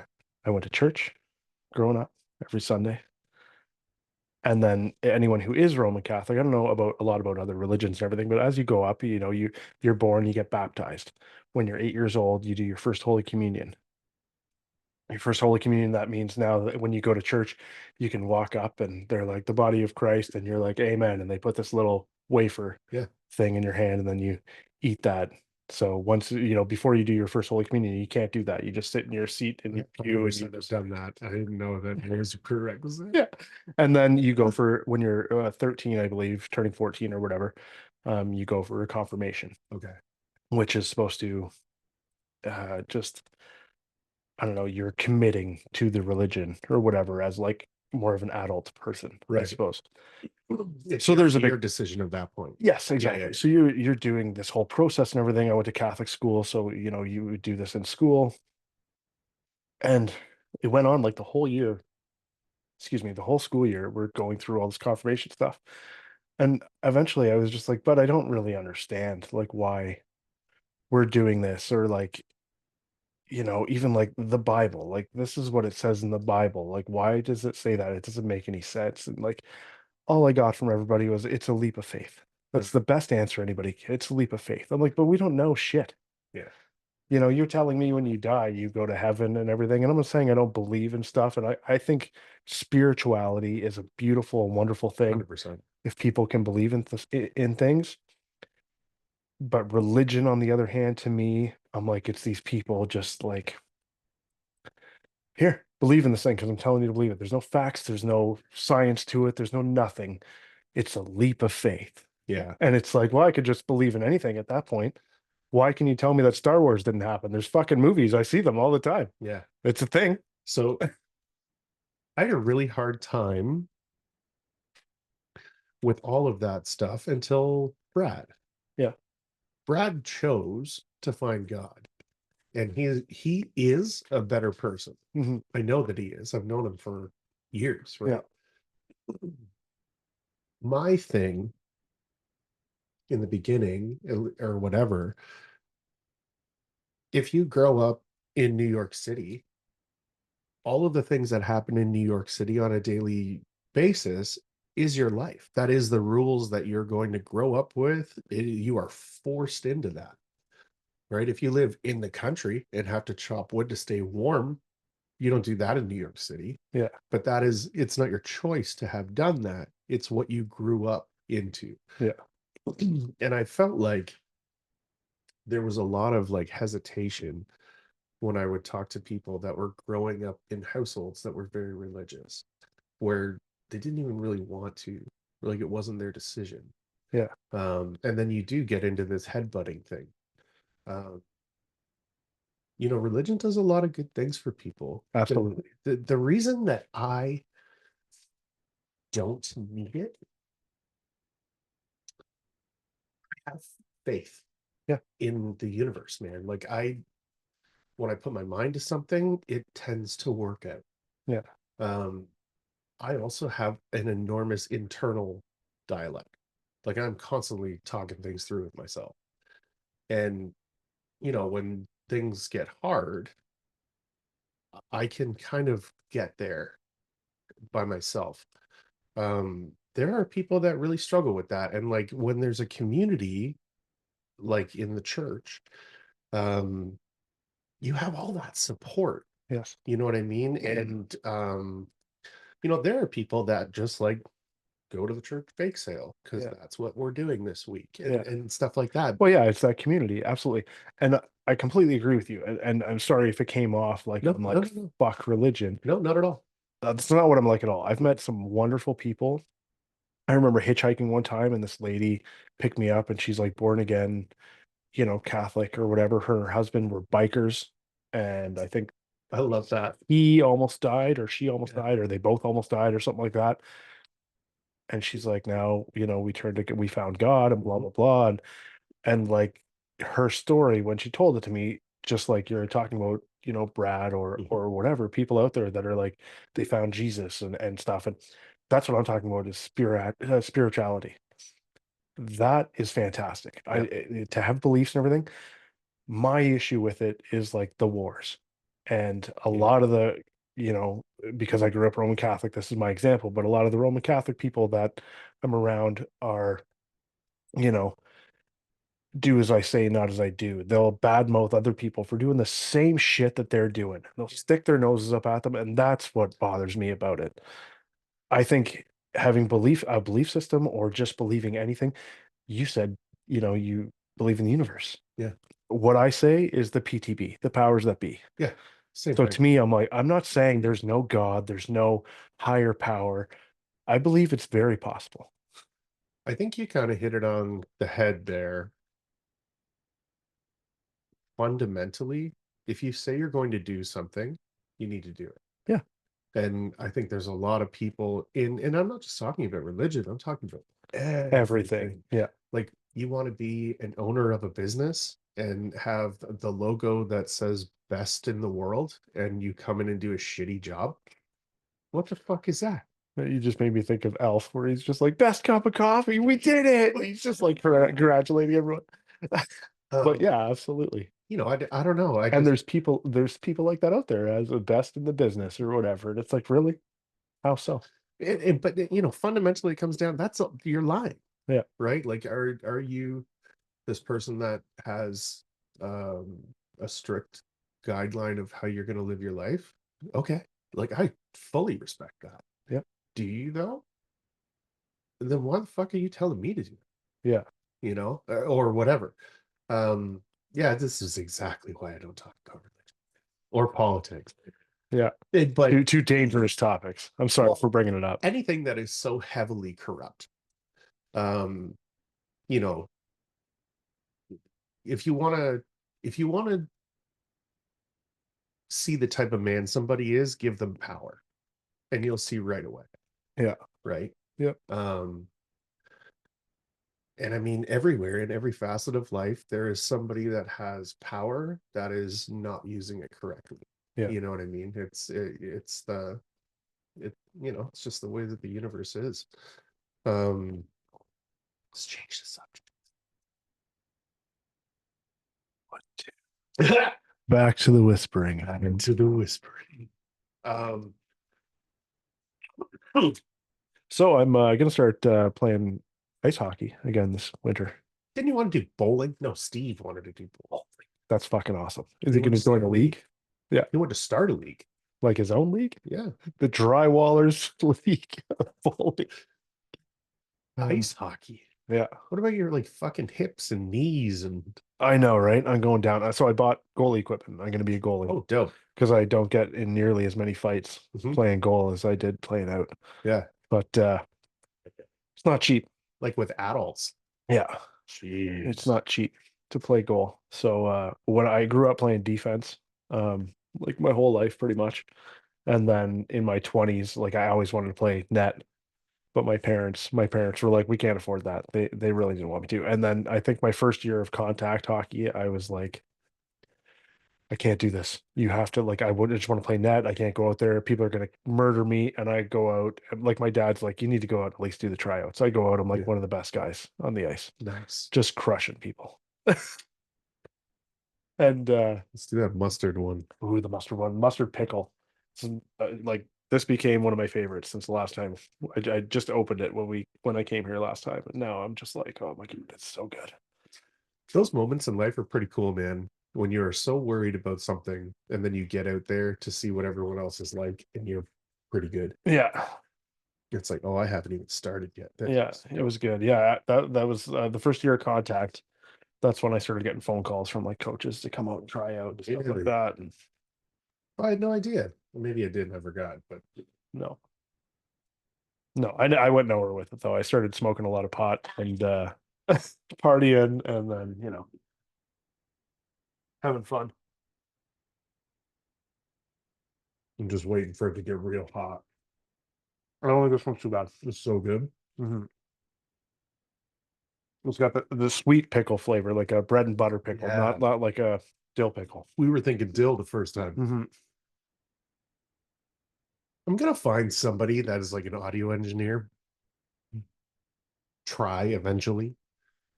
We got to get that first one out. It was so good. It's like 2.5 hours. Yeah, yeah, it was really good. I was disappointed that that happened.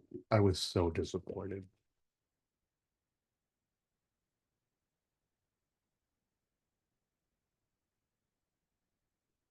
But then any reason to come out and hang out with you is good enough for me.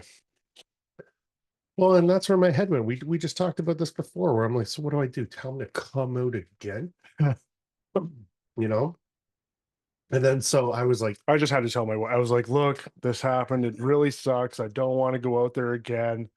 I hate this guy. yeah, the pressure he's putting on me to come back. And we're even gonna eat more hot wings. Like, God. We don't even want to do it. It's for the kids. We gotta talk about the wigs. Yeah, the wigs for kids. That's the main reason that we're here. Yeah, Because we gotta kick it off with a bang. yeah. Bang it off with a kick. I don't know. What's it saying? Marijuana affects the memory. Dude, dude. Yeah, those drinks kind of kick you in the forehead, dude. I am not used to that at all. I love it.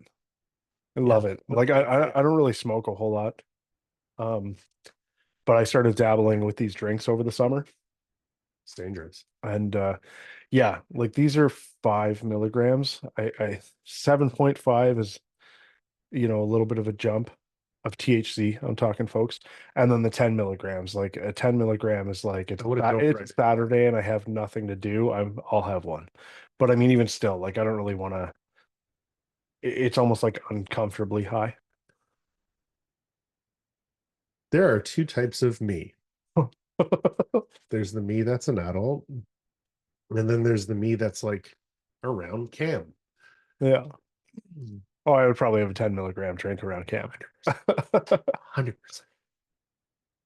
That one weekend that we went out to BC, it was one of these like apps. So it wasn't like from a lab, but each package I think had 250 milligrams in it or something like that. And I think I brought two. So I brought 500 milligrams with me, and he had kind of the same idea. And then when we got out there was a little goodie bag waiting for us when we got out there. So we had like Nutella with weed in it Yeah. and like these gummies and all kinds of shit. And it was like, you're just on a different planet. And it's just so chill. Yeah. But if I tried to do that at home by my like here or tried to work, there's no fucking way. Yeah. There's just no way. Yeah. Yeah, man. I found like so some of these drinks even like have like a really low THC count and they're like high in CBD That really or something. helped. Did you try that? Yeah, yeah, yeah, yeah. So I brought Sean a can last time, or we got cans or whatever. And yeah, so I started doing that on days where like I got to bust my ass or I'm lifting heavy stuff and my body's aching afterwards, and I have like a high CBD drink, and it definitely makes my body feel a little better. Yeah, So, so it's medicinal, folks. It's not just for having fun, although it definitely helps you have a little bit of fun. that's right. My father-in-law saw me drinking one the other day, and he's like, "What's that?" I'm like, "Oh, it's just like a pop Yeah. infused with marijuana." You're like, And why he's do you like, "Oh want yeah." that? Well, and they drink beer, right? So, but I was like, "Yeah, it's just," I was like, "It's not high THC." I was like, "Just enough to kind of, help keep me happy at the end of my day or Yeah. whatever." And he was like, "Oh, maybe I need to start drinking those." I'm like, "It's not bad. I don't know." But some people don't really like ingesting the weed, like if they smoke it, they're just because it's definitely a different feeling from smoking to eating or drinking or whatever. So I'll never be able to remember what it's called, but Rogan's got a joke about that where it converts from THC once it hits your liver into whatever hydroxy metabolite or whatever the fuck it is. I guess. And it is like tenfold what it's supposed to be. Yeah, So like that's typically why if you hear about somebody who makes their own cookies and then someone eats it and they think their teeth are falling out. dude. My wife and I went to go see Star Wars. I think it was the last one of the new trilogy with Rey Yeah. in it. If anybody that doesn't watch Star Wars out there, The Last Skywalker. first of all, it's fucking terrible. Like, just get it over with. Just watch the goddamn movies, all right?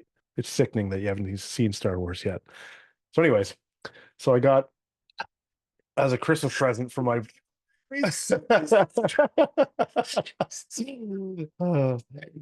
so one of my buddies gives me weed cookies and then these chocolates as well for like Christmas or something. And I think I had had a cookie or a chocolate previously, like one or the other, not both. Yeah. And it was good. Like I was high and I was like, okay. And then we were gonna go watch this movie, my wife and I, and like I pre-ordered tickets like 2 months ahead of time. VIP, Yep. we're going. It's like the only way I see movies now is VIP. And I like eat one of the cookies. We're getting ready. My mom comes over to watch the kids and stuff. And then just before we leave, I'm like, fuck, like what if I get to this movie and I'm not high and I want to watch this movie high? So I grab one of the chocolates and I throw it in my mouth just before we leave. Oh, And my wife, drives us. We go to the Dollarama or whatever, pick up, or no, sorry, the bulk barn and get our best way. treats and stuff before we go to the movie. And we're like pulling into the movie and we're pulling into the parking lot and I feel it start hitting me. And it's like, it's only been probably like 15 or 20 minutes. And I'm like, oh shit. Like, I'm like, this might be interesting, but I'm excited. I'm like, this is going to be good. I'm going to go see this movie. We get in, you got to walk up the stairs in the VIP place and everything, and you walk into the glass doors and they got to check your ID or whatever, right? You guys know where you're going. Yeah. Let's see your tickets. And I'm like, oh, okay. And I've already like before we get there and I'm high, You've rehearsed this? I've like pulled my tickets up on my phone because I'm like, hey, like I want to make sure that I'm not like searching my phone, like what the fuck. So I'm like, yeah, here they are. And she goes to scan them and they don't scan. She's like, oh, because the brightness on your screen is too dark. I need your screen brightness turned up. And I'm like, oh, okay. And like we just step back and I'm there just staring at my phone for the longest time. Activate brightness. It's like this isn't what And that and is. and normally, like I'm the tech guy that people would go to be like, hey, this isn't working. How do I fix this? And I'm just standing there and like, I don't know, a couple minutes goes by. In my high mind, it could have been 30 seconds. I have no idea. Yeah. But my wife is like, she's like, what's the problem? Do you not have the tickets? And I'm like, yeah, no, they're right here on my phone. And she's like, okay.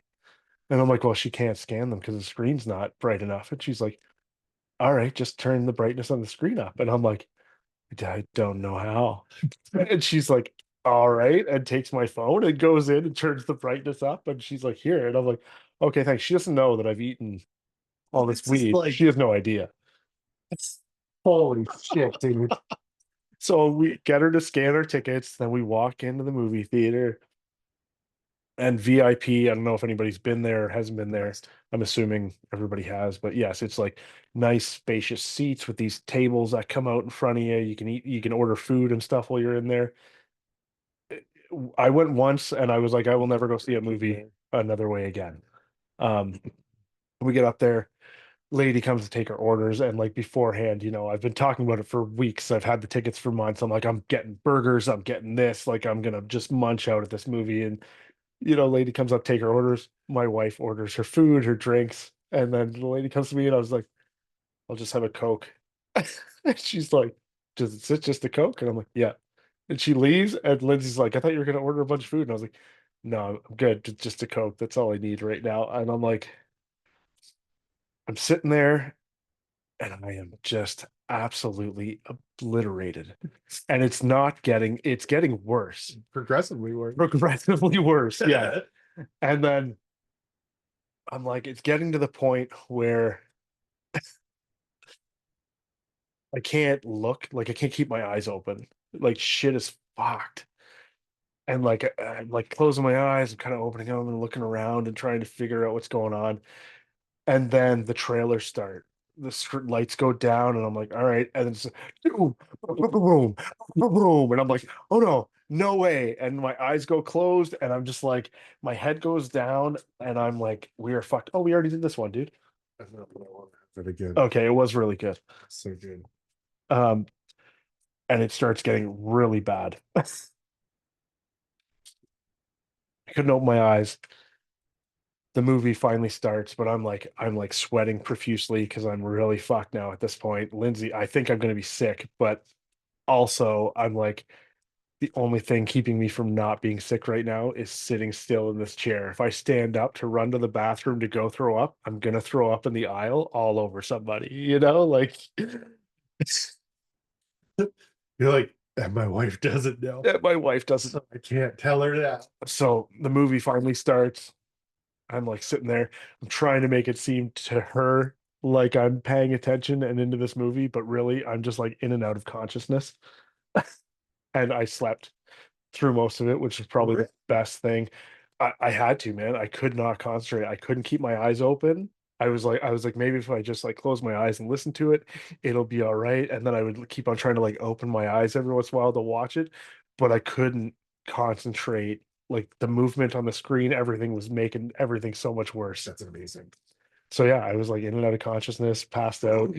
And then finally after the movie, the movie ends and I wake up to the credits and she's like, I thought that was really good. And I was like, yeah, It's the best thing ever. yeah, it was great. And we get in the car, we're driving home, and then eventually, like on the car ride home, I was like, I gotta be honest with you. And I tell her everything. I was so high. I ate these cookies and chocolates and I couldn't watch the movie. I fell asleep. And she was like, what? She's like, you were the one Yeah.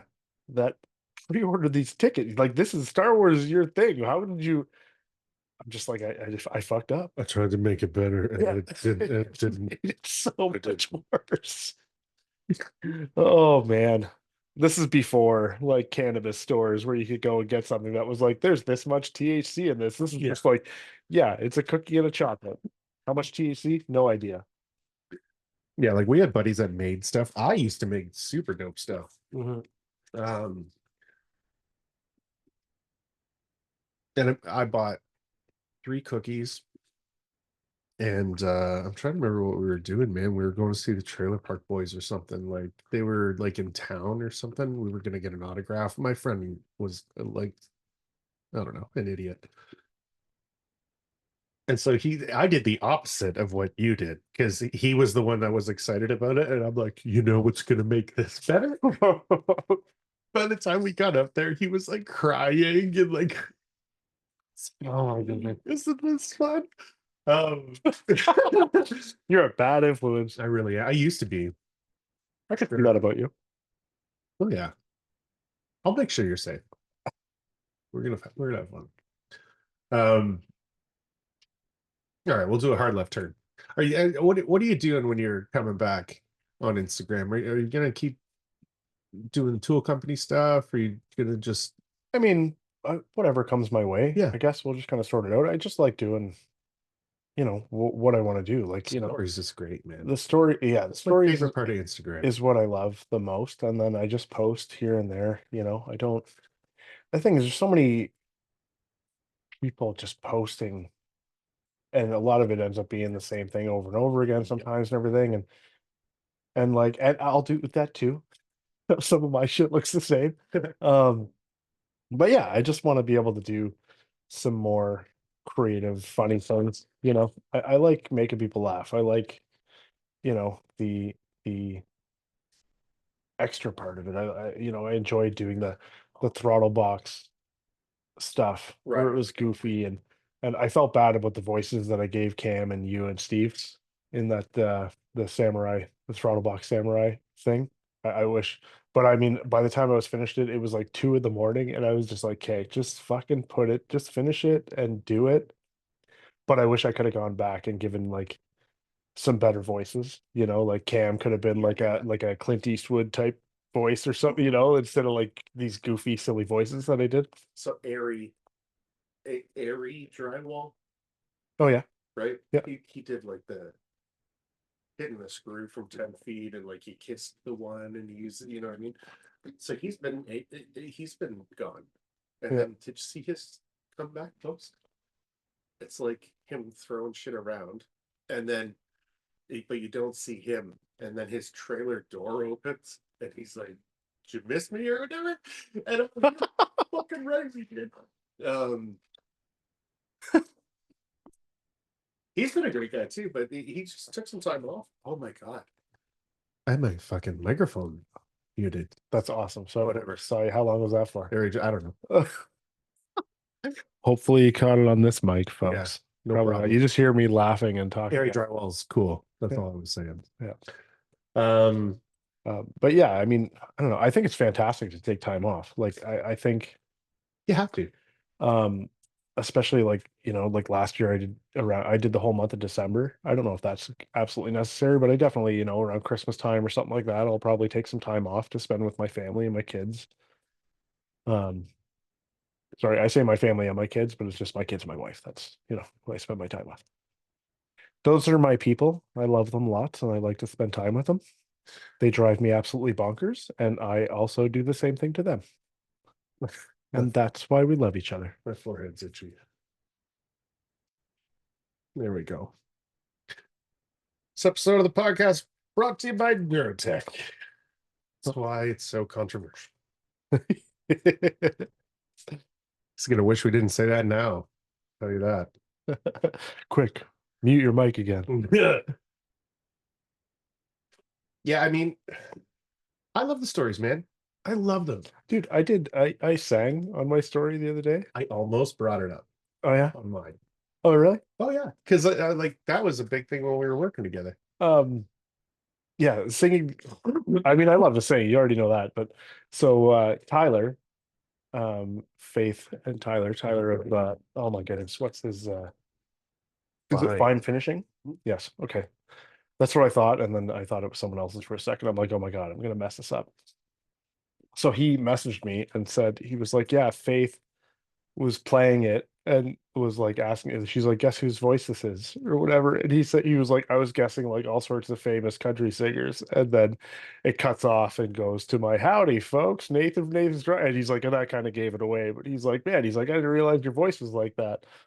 I'm just like, oh, that made me feel really good. Thanks, man. I'm like, I just sing because I think I like to sing, and I don't know. But I said we should all be posting ourselves singing. Totally. I can't sing.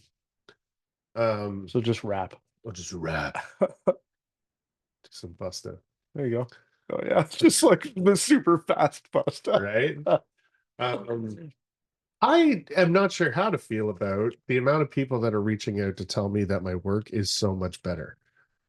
Because there's a part of me that I like it, and then there's a part of me that's like, but it was shit before. It's Well, yeah, and that's why I wanted to make sure I said that. Like you weren't a bad finisher before. but It's is compared to now.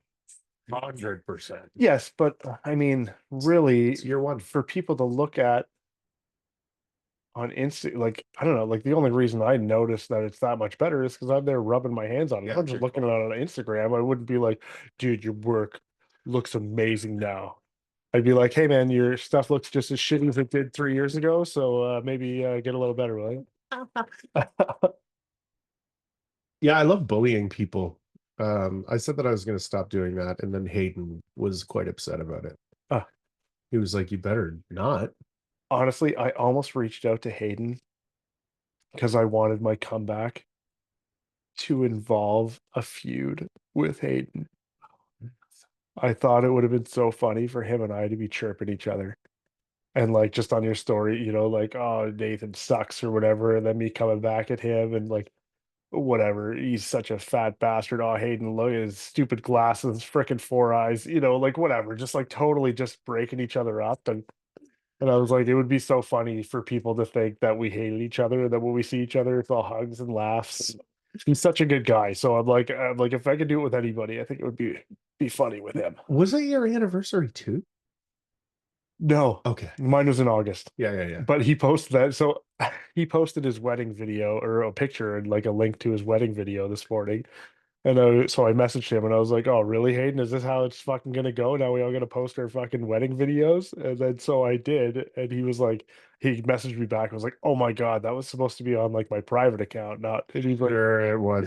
he's like, "Well, we'll see if the drywall community likes it or whatever." Probably wasn't even his fucking anniversary.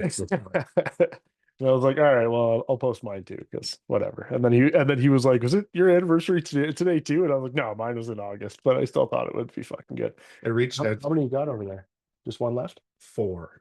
You got four left? Yeah, you have two, and then that's math. That's your Um, four of it? no, I've got one on my plate though. Oh, I've got one here. Well, now you've stolen Now I got her wing. three and you got two. Let's see how it's gonna go. Well, I just need to make sure because the bomb's got to be the last one, right? We're gonna put ourselves through that again. It's so I good. almost I almost ate it the other day when I had wings.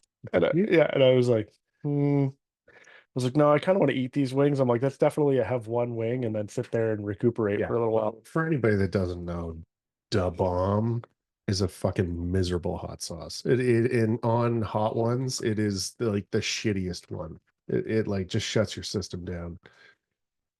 Serving size 1 teaspoon. Could you imagine? Like One in a teaspoon. vat of chili, Yeah. maybe.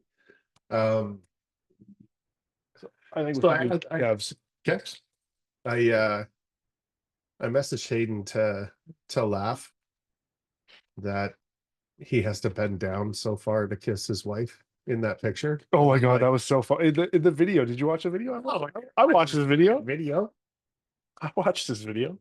And yeah, same thing. He's gonna. I was like, Jesus, he's like gonna lurch right over. I just had no reception, Hayden. I would watch your stupid video. He's like, it's my wedding. Whatever, dude. I was like, does she call you a giraffe? And I was just like, 5 years, I'd kill myself. Right. And that's how our conversations start. And he does it too now, too, which is my favorite. Yeah. When he like plays back. Um, so then we kind of, went on a little riff or whatever. I have nothing but time for hate. Yeah. He's there's like a small group of us that I thought we were never going to find anyone more. Yeah. And then Hayden popped out. and then Hayden came. So did you met him at the Coffees and Contractors, right? Yeah, man. Yeah. Okay. Well, that's where I met Sean too. And Did we meet him there? I thought I saw him at. yeah, Coffees and Contractors. Oh okay. no, you know what? I think it was the Fresco event in Barrie. Maybe that's where I met him, but I thought he was at the Coffee and Contractors. Oh, I thought I thought I'd met him before that, but I typically try and leave people alone because I'm a lot. I you don't look, like man, you're not a lot. You're fucking too much. All right. way too much. You are what you eat, Okay, cheers. Cheers.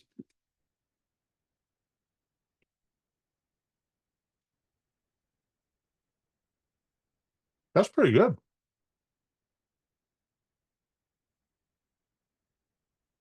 Mhm. A little more um, but I mean, like Steph, I wasn't sure what to expect when I met her, and then it was just like, oh my God, we found another one. Mhm. And then when she came down to the Barrie site and everybody got along, I was just like, this is amazing. And you just keep meeting new people. With Steph, I was so excited to meet her in person because we've been talking on Instagram for a while. And with her, I was just like, she's the type of girl that would be like your sister, Mhm. And then meeting her in person, I'm like, yep, I'm so happy that I was like I was bang on with that, I think. I don't remember how she worded it, but it was something like I'm the guy version of her. Well, I get what she means Yeah. because it's like even as guys, just trying to find other guys that you get along with. Mhm. So when you have like a friendship like that with a girl that's like good friends or whatever, it is kind of difficult to find. Yeah. Maybe not for men to women, but definitely women to men. Yeah. Um, just I don't know why. Mm, I don't know why either, but it's a thing. it is a fucking thing. Well, it's a little warm, eh? Little spicy. Yeah. I do like that one. Um, That's Chev's hot sauce, Chipotle ghost pepper. yeah. 8 I, out of 10 hotness, it says. I just never want to like have a relationship like I do with Hayden and then find out that they weren't having fun. God, could you imagine? Yeah, I think 10 years from now, he's like, Jesus, this guy's been torturing me for 10 years. I thought if I didn't let him continue, it would ruin my fucking Instagram. You know, like, do you know what I mean? Like, I have those thoughts, or I'm just like, man, and you're just like fucking ruining people's lives. That's so funny. But I think because I think like that, I'm more conscious about how far you take things and stuff. Yeah. It's fun sticking around with people as long as you're treating everyone the same, then you're not like singling people out all the time. Yeah. Um, Just start saying horrible shit to Steph. just everybody, right? Everybody. Yeah. My mom, I'm like, it's your turn. You've gone on long enough without being completely harassed. Come here, Brawley. No. He's doing real good. Yeah. Yeah, he's doing real good, man. That's amazing that he gets to go to Italy, man. It's like opportunities that definitely not everybody gets to. Okay, you know how I was talking about the universe earlier? Yeah. He and his mom went out there to find a place to live while they were out there. So they went and checked a bunch of different places. And he's very much like me, where he's like, I don't give a fuck where we stay. Yeah. Like I need a safe place to stay. But like he doesn't have like a bunch of wants, like oh, it's gotta have this, it's gotta have that. Yeah. So I think his mom really wanted some input. And that's why they flew out there. Like they for all of his input, they could have looked at it on the internet. Yeah. And the one place that he really liked has like a canal in front of it with ducks Cool. because they have ducks at this house and he could hear them and he's like, I know that that's going to remind me of home and it'll, I got my ducks or whatever, which sounds stupid, but Doesn't sound stupid. there's a fresh fish market, which then means that there's a fresh sushi place. They found this little place that has like tiramisu's, so when they like go and do their running around, the landlord is amazing. Like his mom sends me like a weekly video. A lot of it is Brawley, and then a lot of it is her like kind of discussing what happened during the week. And it's like everything has kind of been put against them, but it's been perfect because of this little thing. And like the only input was the ducks. And I don't know, man. It's like everything is kind of perfect over there. There's always like issues, anytime that you want to be living outside of a country and like the language barriers and all that other kind of shit, like there's got to be headache. But Yeah. yeah, they're loving it, man. Physics. I was like, how's that going? He's like, it hasn't really started yet, but I'm excited. Like, okay. Yeah, man. Some people love that shit. Mm-hmm. And yeah, just meeting Brawley the couple times that I have, he's got such a good head on his shoulders. Yeah, You he's know, like wild, man. yeah. There's not too many. How old is he? 15? 14. 14. He's 14 years old. Yeah, I don't think I've ever met a 14-year-old like Brawley in Yeah. my life. Um, When you ask him, what do you want to do? And he's like, I want to be an astrophysicist. And you're like, okay, how are you gonna get there? He's like, this? Like, Yeah. oh, so you thought this out. Yeah, Uh-huh. yeah, exactly. There's no like, this is my dream, but I want to be an astrophysicist. On the Now being. I'm gonna go dig in the sand in the backyard. Yeah, he's got a good head on his shoulders. He's got a plan. Like he knows what he wants to do. He knows how to get there, and that is so rare That, at 14 years old, I think. that's a big part of Italy too, is when he wants to get into the stuff that he wants to get into. There are so many people now because of like with the internet and exposure. Um, a class that has maybe 30 students in it, there's probably going to be 300 students trying to get into that class. Yeah, So into that 30. they're going to go, how many languages do you speak? And, what are your extracurriculars? And what do you do this? What do you do that? And then once everybody has all those things, they go back a year and they go back a year and they go back a year. So, he's been traveling and doing all this shit since he was like 10 because it's like he's going to need it. Yeah, It's crazy. that is crazy. It's competitive, So man. like, yeah, that's what I was gonna say. That it's got to be so competitive. Like, I can't just be like, hey, we all want to learn the Yeah. same thing. Can we do that? No. Oh, all right then. Um, I'm gonna be a drywall hero. I'll go get my kid. Um, I don't know though, man. I'm working those 12-hour days and like those long days and like putting in the time. I'm loving every minute of it. I fucking love my job. Like I could not be happier doing anything else. Yeah, I've done a lot of things. And then when you stack on top of that, this community and like all the things that we've been doing with that, like, I don't know. It's crazy when you think about it. Meeting Cam in Vegas, it was just like, because that when everything kind of ramped up. kind of, Yeah, you know? I don't even know if I'd known who Cam was at that point, or maybe I just started following him or something. Yeah, I think it was the fresco.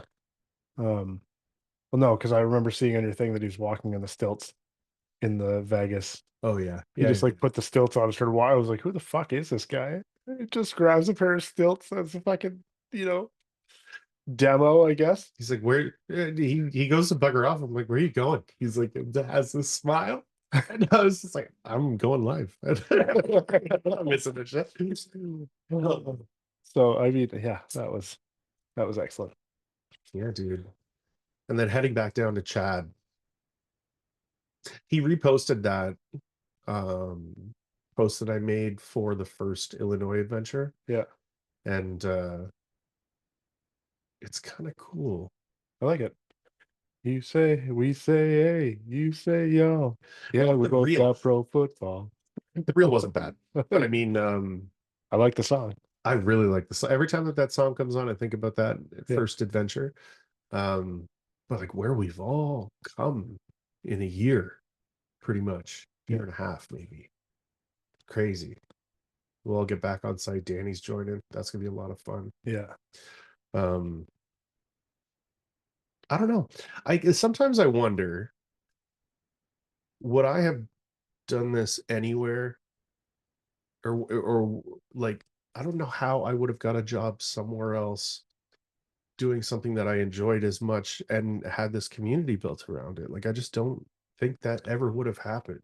I don't, I don't know either. Yeah. I used to think, like when I worked commercial for South Drywall, like I was like, if I'm not working for this company, like I don't think I would be doing drywall and everything, like it was the people that I worked with that made it what it was.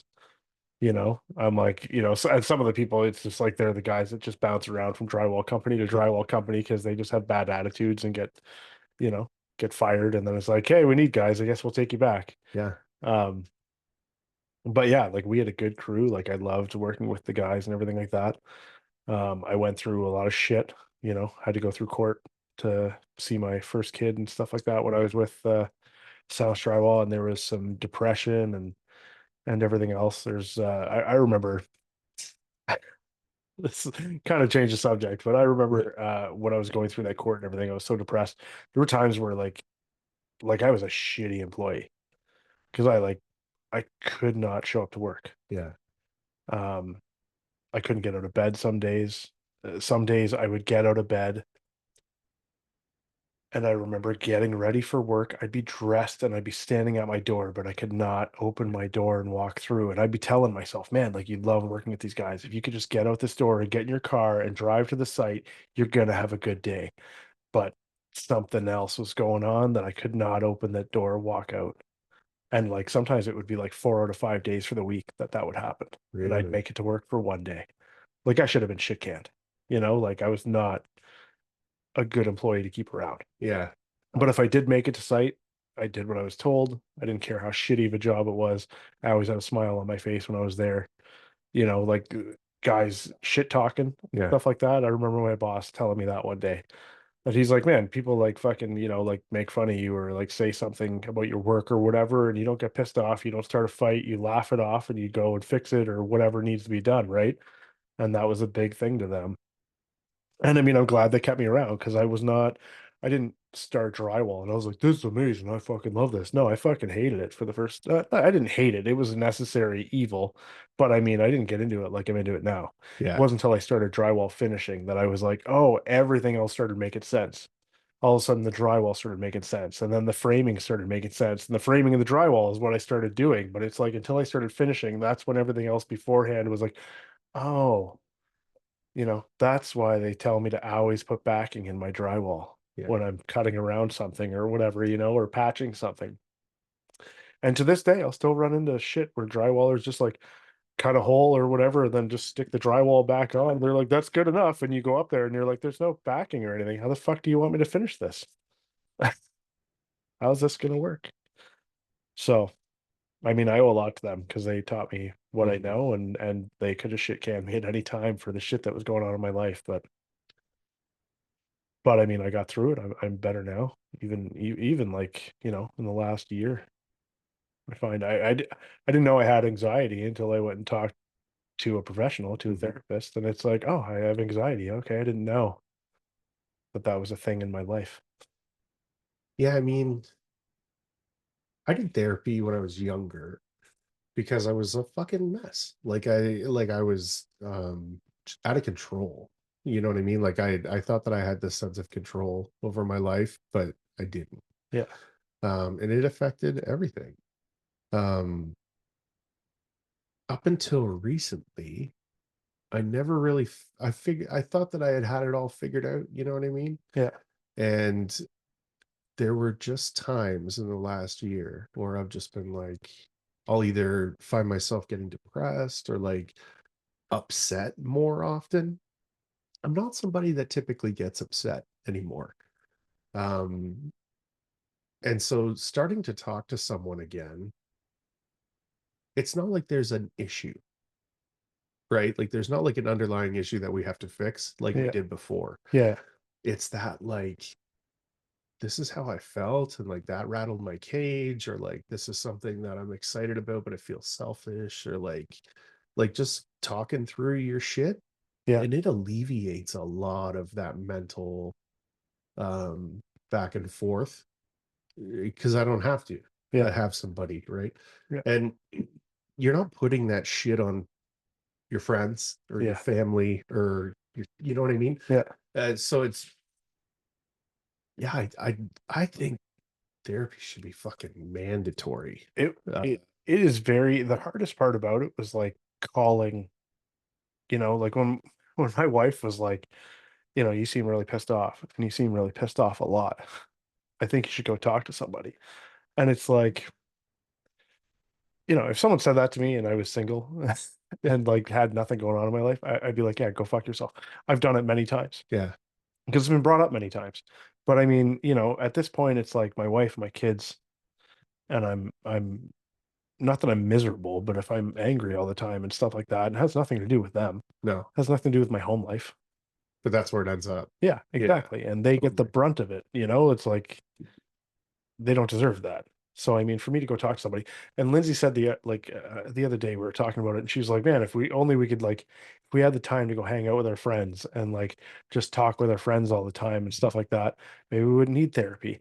And it's like, hmm, she's right on one hand, but I mean, there's also something to be said to talking to a professional who has an educated thing to say to you back, opposed to, like you said, just putting it on your friends.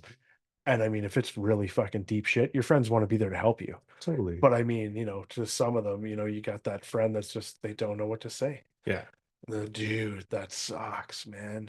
And it's like, yeah, it does suck, but thanks for letting me tell you. And Damn, just, bro. yeah.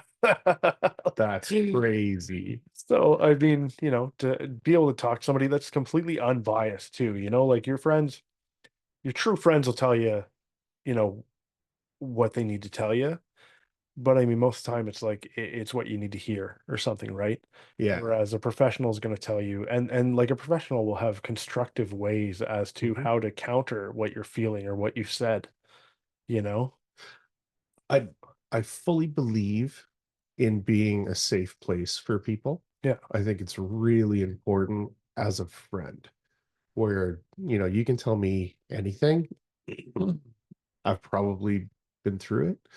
And it's never going to be repeated. yeah, Uh, Therapy guarantees that. yeah, Um, Now, one of the other things that I've done my whole life is I do not pull punches on things that are important, right? Like if a good friend of mine is fucking up, I'm not going to be the one that's going to be like, you'll get him tomorrow. I'm going to be the one that's like, you are going to continue fucking things up until you fix this. And it's ruined friendships. It's also made friendships stronger. yeah. Um, Well, that's just it. Some people just can't handle they that can't. Yeah, criticism, I guess, or that real talk. yeah. And I mean, sometimes it depends on what it's about too. Like they could deal with that talk about one subject, but Mhm. something else is not good. Or, I find the big problems with people, they haven't come to terms with them yet. yeah, I was gonna So, say that's yeah, a big one too. If they're because you could say that and they'll be pissed off at you, yeah, and then time will go by and they're like, he was fucking right. But I mean, especially I don't know how other people feel, but as guys, how easy is it after 5 years not talking to someone to call them up and be like, hey man, like I really fucked up and you were a good friend, you yeah. told me that. And I just want to say thank you and I wish we could be friends again. I, We don't do that. I He'll probably run into you, and even though you're right, he'll still be like, "Go fuck yourself." I had somebody reach out a little while ago, and that was the feedback where it was just like, just want to let you know that like you totally were right. Yeah, And they made the necessary changes. It was not immediate. yeah. Well, I mean, have you ever been with a girl and like people know it's not the right girl for you, but you're like, "Fuck you guys, I'm in love," you know? It's because you don't have this, bro. Yeah. You're And then jealous. you break up with her, or she breaks up with you, Yeah. or however it works out, and you're like, "Fuck."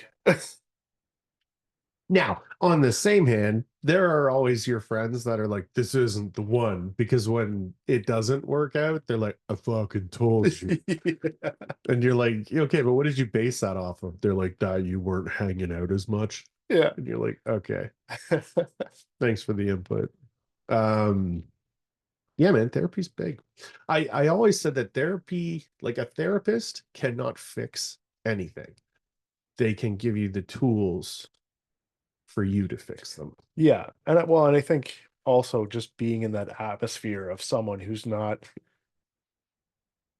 gonna talk shit about you or whatever. Like, oh my dad, I've got dad issues or whatever. They start making fun of you or whatever, right? Like, the just being able to talk to someone freely is enough to at least get some things to the surface.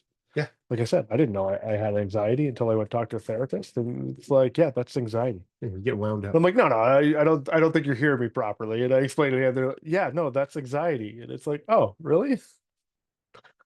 I had no idea. I put that much, I put that much, and I'm gonna be miserable. Mm. Okay, show the camera that so they can see the difference. I want to go over the same thing that I did last time. It was I don't have fantastic. any milk. I don't have, You told me that now, do you? I thought we had yogurt and ice cream and shit like that that we could eat after this. I might have ice cream. All right, here we go, folks. It's Nathan from Nathan's Drywall signing off because I probably won't be able to talk for about 20 minutes after this. Dude, are you sure you want to? Yeah, do it. I'm doing it.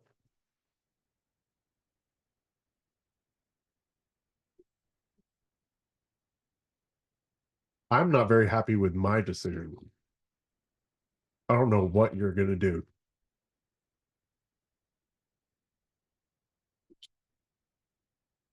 Another beer? Yeah, you have another beer. Yeah, you might want to have a few.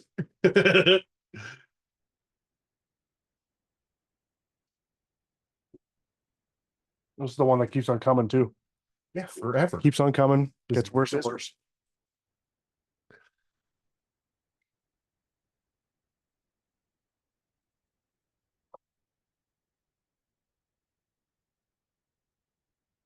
Yep, it's coming. Yeah, I wasn't doing it again with you. I had a little bit. I kind of love it, to be honest. I know it's fucked. It sucks, but it's still so good. All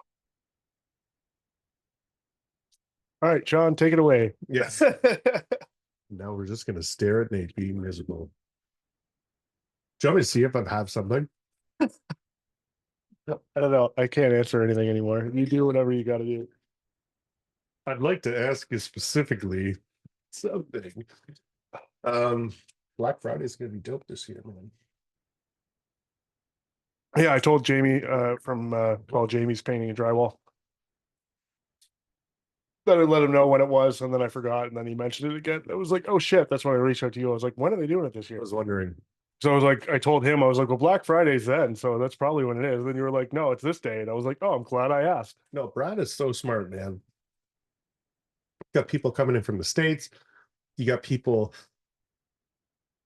that have families. Like having a big event like that on a weekend where every other fucking place in the world is having a big event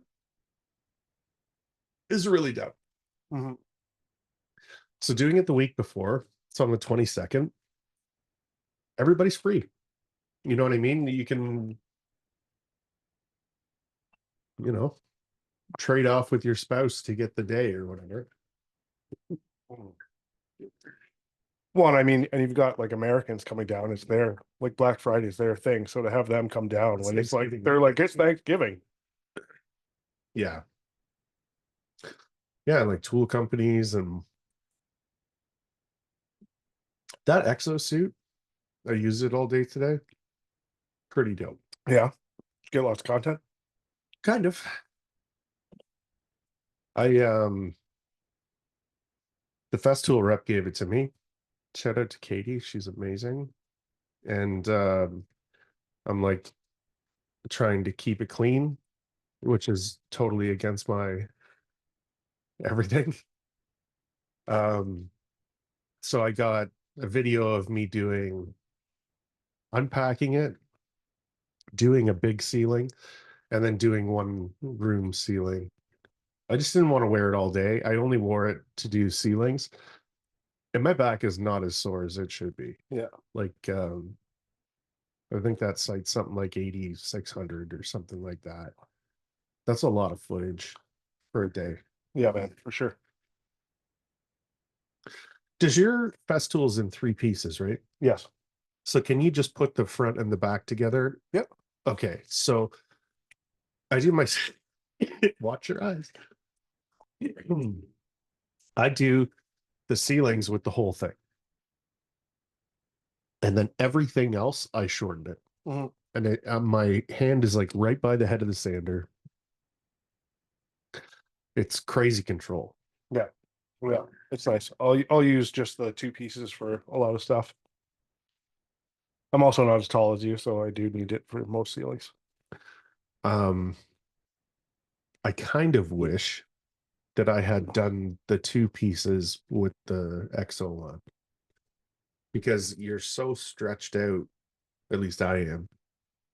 I could get the ceiling, but that would be exhausting. I bet you it wouldn't have been. With the suit on? with the suit on. Okay. Are you fucking miserable? Yes. It's so hot and burning in my mouth. It is hot and burning. You should read the back of that package. I'll see if I've got something. Read the back of the package, he says. Yeah. It says, do not eat for any circumstance. No shit. Really? This sauce is extremely hot. Keep out of reach of children. Consume one drop at a time with extreme caution. I did not take caution.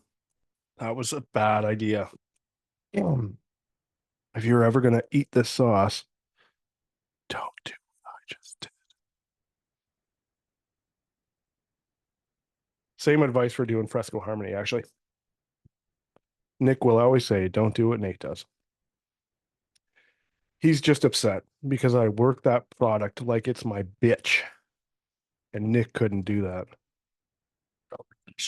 I'm totally just trashing Nick. Sorry, Nick. I'm just fucking with you.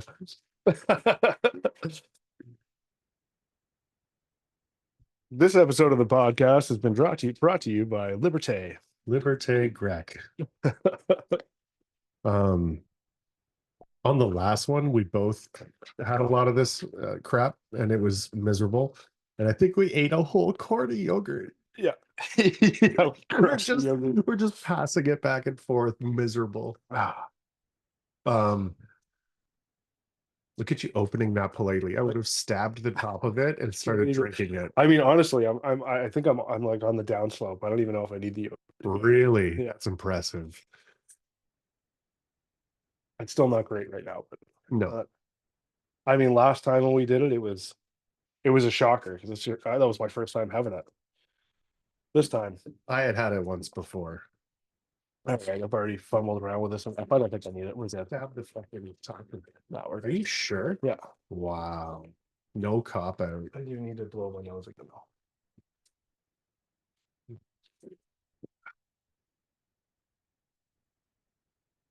I'm happy with my decision. That was a wonderful, wonderful experience, everybody. Remember what I said? Don't do that. Oh, I got the fucking yogurt sitting right in front of the fucking camera. Remember when I said don't take the da bomb?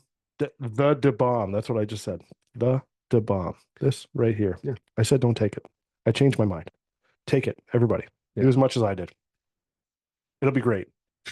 Put it on your Thanksgiving turkey. Yeah. I mean, brush your teeth with it. Oh my God. That's definitely what you want to do. Yeah. Brush your teeth with it. Oh my God, that'd be brutal. I think downtime is really important. I was talking to Sean the other day. Yep. And he's like, did you listen to the podcast?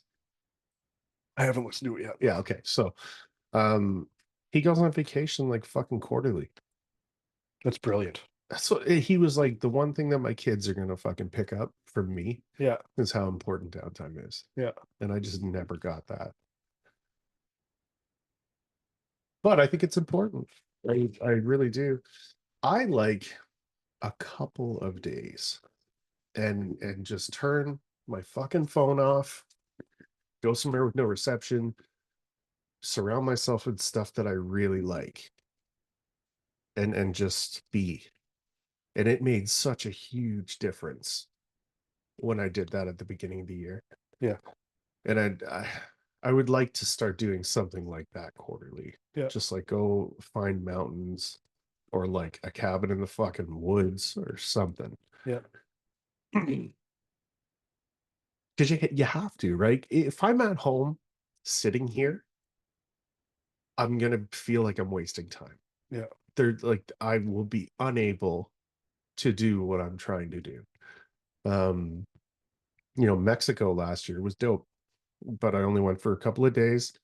Blew my brains out the one day. That was like the birth of Macho Man, pretty much. Do you remember those stories? Yes, I remember those stories. I did that turnaround. Yeah. I did that turnaround probably. I must have sped the world up the amount of times that I did that. Macho Mondays was great, man. My man Dan tore his fucking shirt open He's jacked, eh? What? I fucking missed that. What? Okay, so on my anybody else that missed that, sorry, Mudman Dan, but Oh, that's everybody's got to not see bad, it. Dan. Fuck. He's like, Nate, it's Sean coming after you. And then he goes, oh, and like tore his shirt open. And he's pretty jacked, That's the actually. best. Yeah, man, I was impressed. I was really impressed. Um, but I think that shit is so much fun. Monday is the most miserable fucking day of the week, Yeah. and that is why I attack it the way that I do. Yeah. And then to like make it fun, I know. And we poke fun at you a bit too. good. You should. The tone of the set of tone of the week. Are you setting your tone, bro? And Friday Junior is the best day of the week, in my Yeah. opinion. You're over the hump and the weekend's right there. And Friday Junior. yeah. This doesn't mean That's the biggest thing. Me leaving Instagram for the summer, yeah. that was like the people were like, "Hey man, are you gonna like come on and say Happy Friday Junior and stuff?" Like I miss my Friday Juniors, and I'm like, that is so cool that people are watching it. That's what they like. I don't know. It just warms my heart. I Warms the cockles of my heart. somewhere in the mid cockle area. Maybe below the cockles, maybe in the subcockle area, maybe in the liver, maybe in the kidneys. We don't know. I'm just a regular Joe with a regular job. I could sing that whole Singing it. song. I stopped doing the good mornings, and it was very clear that I can't do that. Yeah, no, it's your thing. You have to. My thing We're now. all looking forward to it. Who was it that it was like last year or whatever? And someone like put their stories. If you don't see I think that was Airy Drywall. oh, was it? Okay, Yeah, I yeah. think If so. you don't see Sean doing a Bradley's Deck Construction doing saying good morning, is it even a good morning? Is it even And I'm like, it's true. It's Nick, you earlier in the summer or whatever, right after I had stopped going on Instagram or posting on Instagram, I was still on Instagram looking at people's stuff Yeah. here and there, but I definitely like not as much as I was. Glued to that fucking phone. Um, but yeah, Nick posted that he's like, the only stories I watch are Brawley's dad construction. So he's like, if you're not, you gotta do something to make me watch or whatever. And I was like, ah, fuck. I almost came back just for that to be like, fuck you, Nick. Is your phone still plugged in? Can I have it? He wants my phone.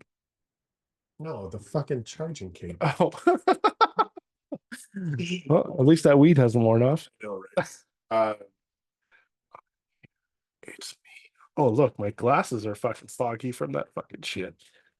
I noticed. I wasn't gonna say anything. Put the phone back here so no one notices. My my favorite thing about you, my favorite story is your problem with Oakley's. It's like a drug problem. Yeah. When we were working together, you were like, I think it's an issue and I'm gonna work on it. And then you would like come in and you'd be like, I am, okay. It's like a guy that has a drinking problem. And I'm like, do whatever you want.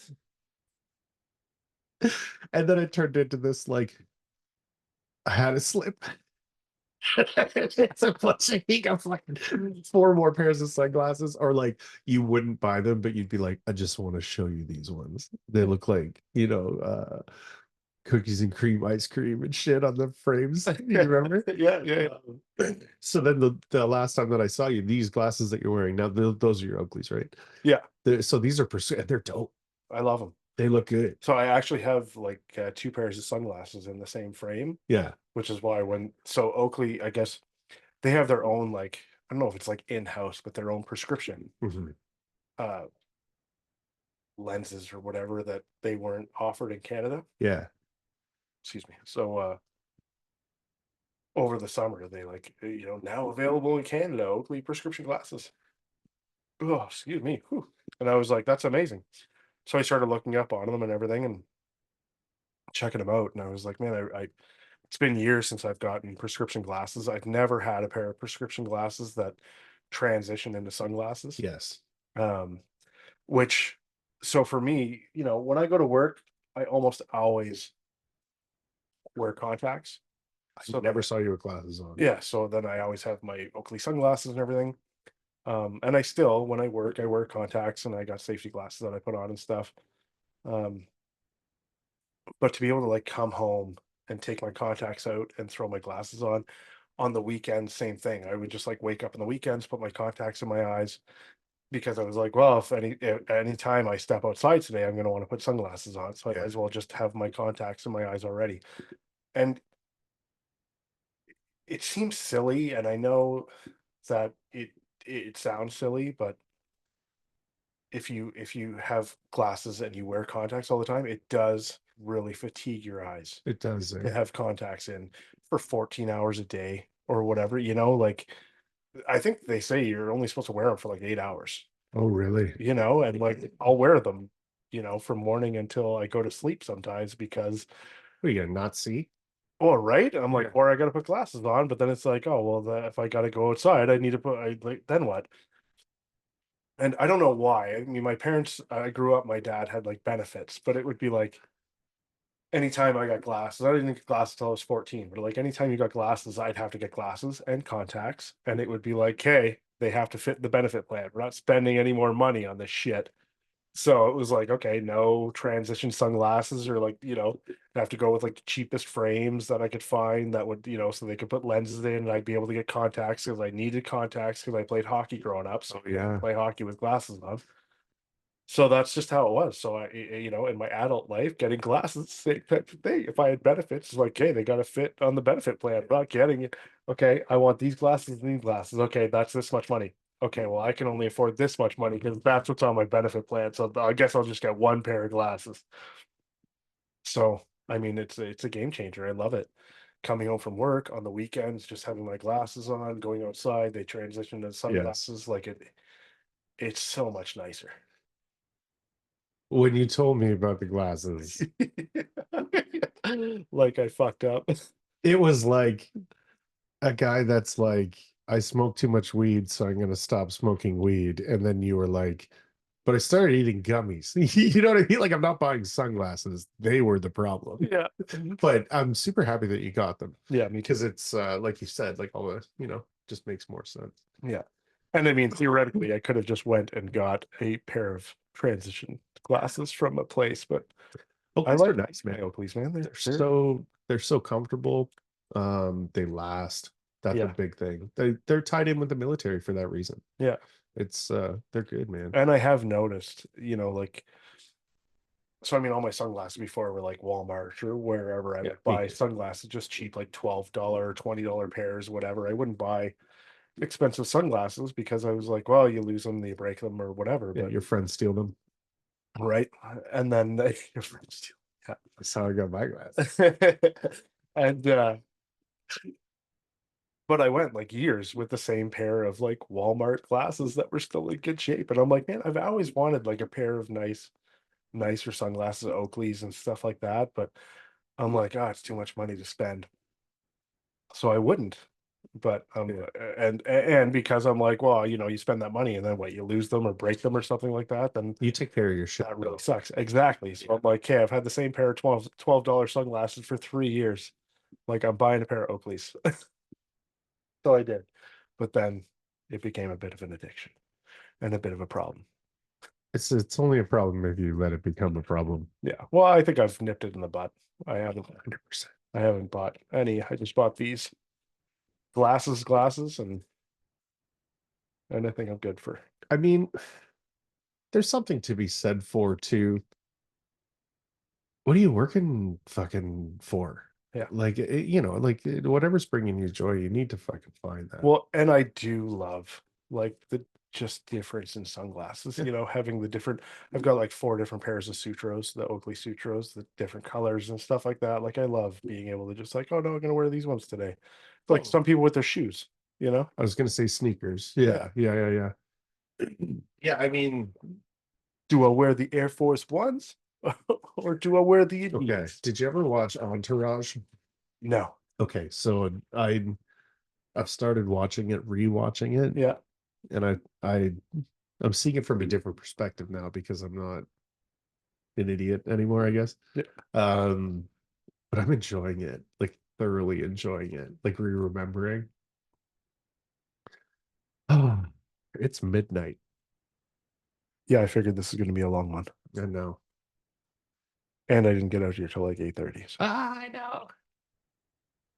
9:30, 10:30, 11:30. We're like 3.5 hours. That's not bad. no, it's not. I mean, there hasn't been any lag in the conversation. Not that there ever is. I was disappointed that, we messed up the last one because it was so good. And I was concerned that this one wasn't going to flow as easily. Always. But I mean, I think this is just as good, if not better than the first one. The first one was a rehearsal. Ah. I I do this weird thing with lottery tickets. So it got up to 75 million, Yeah. and I'm like, I'm gonna buy a ticket. And then I buy the ticket and I leave it in my truck, and it like allows me to daydream. Yep. That's all I do that's all it probably is. that. Yeah. They're daydream coupons. But I just never check them, and I should. But I would like to do more of one day. I would like to have a studio and just do this, where like your good buddies come, you shoot the shit for fucking 4 hours. Um, and like, who cares who's listening? Yeah. You know, not that I care about every single person that is listening to this. I appreciate your support, but that's not No, what the but just to podcast is. do what you want to do. Yeah. Yeah, Say what you want to say. Yeah, I thought about the same type of thing where, I know kind of part of me is like, oh, everybody's starting a podcast and now I want to start one too. But just like, I don't know, I think it would be fun to have your own audience and, totally.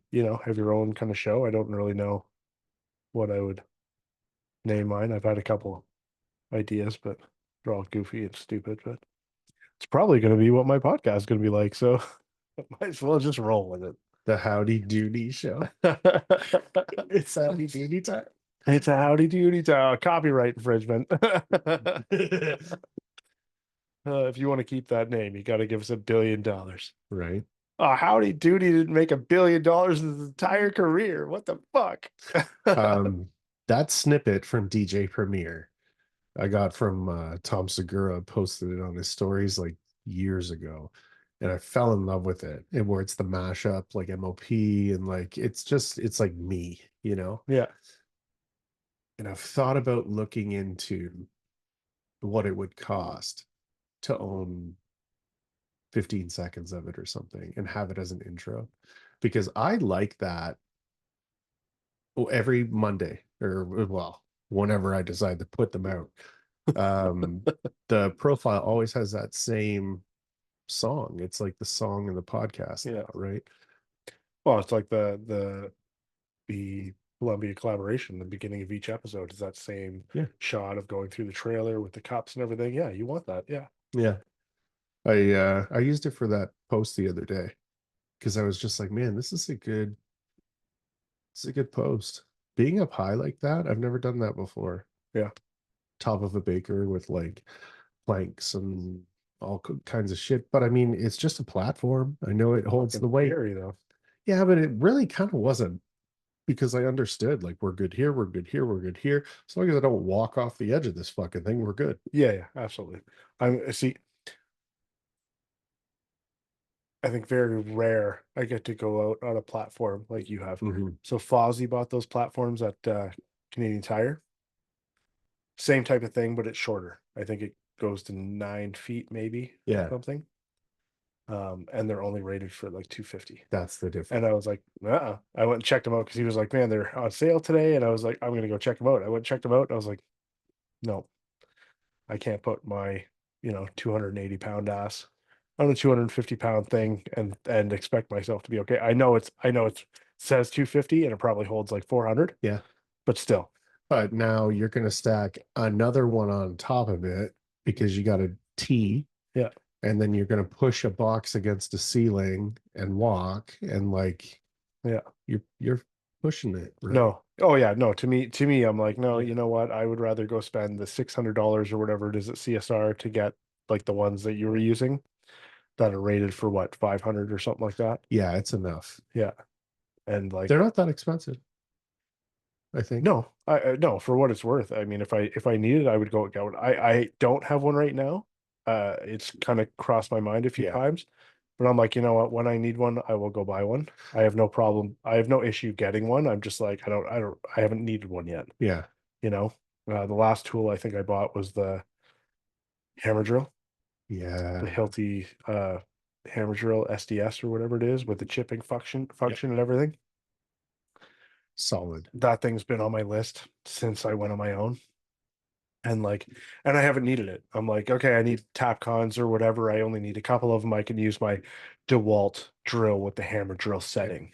You know, it's like I need 3 holes. It's fine. Yeah. But I had to go, I'm framing this guy's basement. And I'm like, you know what? And we talked about it. I was just going to use my Hilti shooter. And he's like, are you going to fasten them with anything? And I was like, I can do, A you know, bunch of pins. yeah, tap cons if you want or whatever. And he's like, yeah, I would like that. And I was like, okay, no problem. So I went and bought the hammer drill because I'm like, I'm not using my DeWalt drill to put a tap con every, 16, 20 inches. No fucking way. He's not gonna last. I'm like, that's for like, you're putting pictures in a wall and then you're like, oh, there's concrete over here. Okay, brr, I'll put one hole there. Okay, the drill's fine. But drilling all those holes over and over again. And the homeowner, so he's doing a lot of the work himself. He's really handy, does his own electrical Nice. and like not shitty. Like he actually knows what he's doing, which is awesome. And Rare. and he cleans up after himself. um, but yeah, so he was trying to put like drill in with his DeWalt drill, old like 18 volt. And he was doing it, and he was like, "Hey, do you have?" He was looking for like a either a bigger or a smaller drill bit, and I was like, well, you can just use this. I was like, I have that size for this or whatever. And he's like, oh, I thought I had one for the drill. And I was like, just use this. It's fine. And it goes, And like, yeah, and he puts it in, does a couple holes, and he's like, holy crap. He's like, drilling in with mine is fine. He's like, well, yours goes in like a hot knife through butter. butter. And I'm like, well, I mean, the bits are brand new. I'm like, plus the Hilti, and That's what it's made it's an for. actual hammer drill. And Yeah. yeah, I'm just like, yeah, I'm so happy to have it. Again, one of those tools that I'm not going to need all the time, but having it is, you know, And I mean, money was always one of those things where it's just like, it's for me. I'm not going to spend a whole bag of money on me. Like it felt selfish or whatever. yeah, You know what I mean? It felt wasteful. Um, Buying professional grade stuff there's nothing like it. yeah, Like you pick up a proper Hilti SDS, um, and like if you're putting 100 tap cons in, you'd be there for a month. You'd be deaf. You know what I mean? Like yeah, you would blow the thing up trying to do that, and it would be miserable. Or for however much it is once, and then you just can do whatever you want with it because it's also built to be beat the shit out of. yeah, Like Hilti stuff is built for people just like me, yeah, where it's like I'm gonna just abuse this yeah, because it's just a tool. Um, so when somebody like you has it, takes care of it, it's gonna last forever. yeah. I would think so. It'll last until I switch to the battery platform, and I'll be like, Totally. okay, well, now I need new batteries, and I guess I'll switch this too. But My Hilti SDS is the 2 batteries ago. oh my goodness. So it's like this big and is like click. And I can only like, I don't know, man. I could do half a basement with it before I had to recharge this like DeLorean battery. Yeah. Um, but I mean, and it's heavy.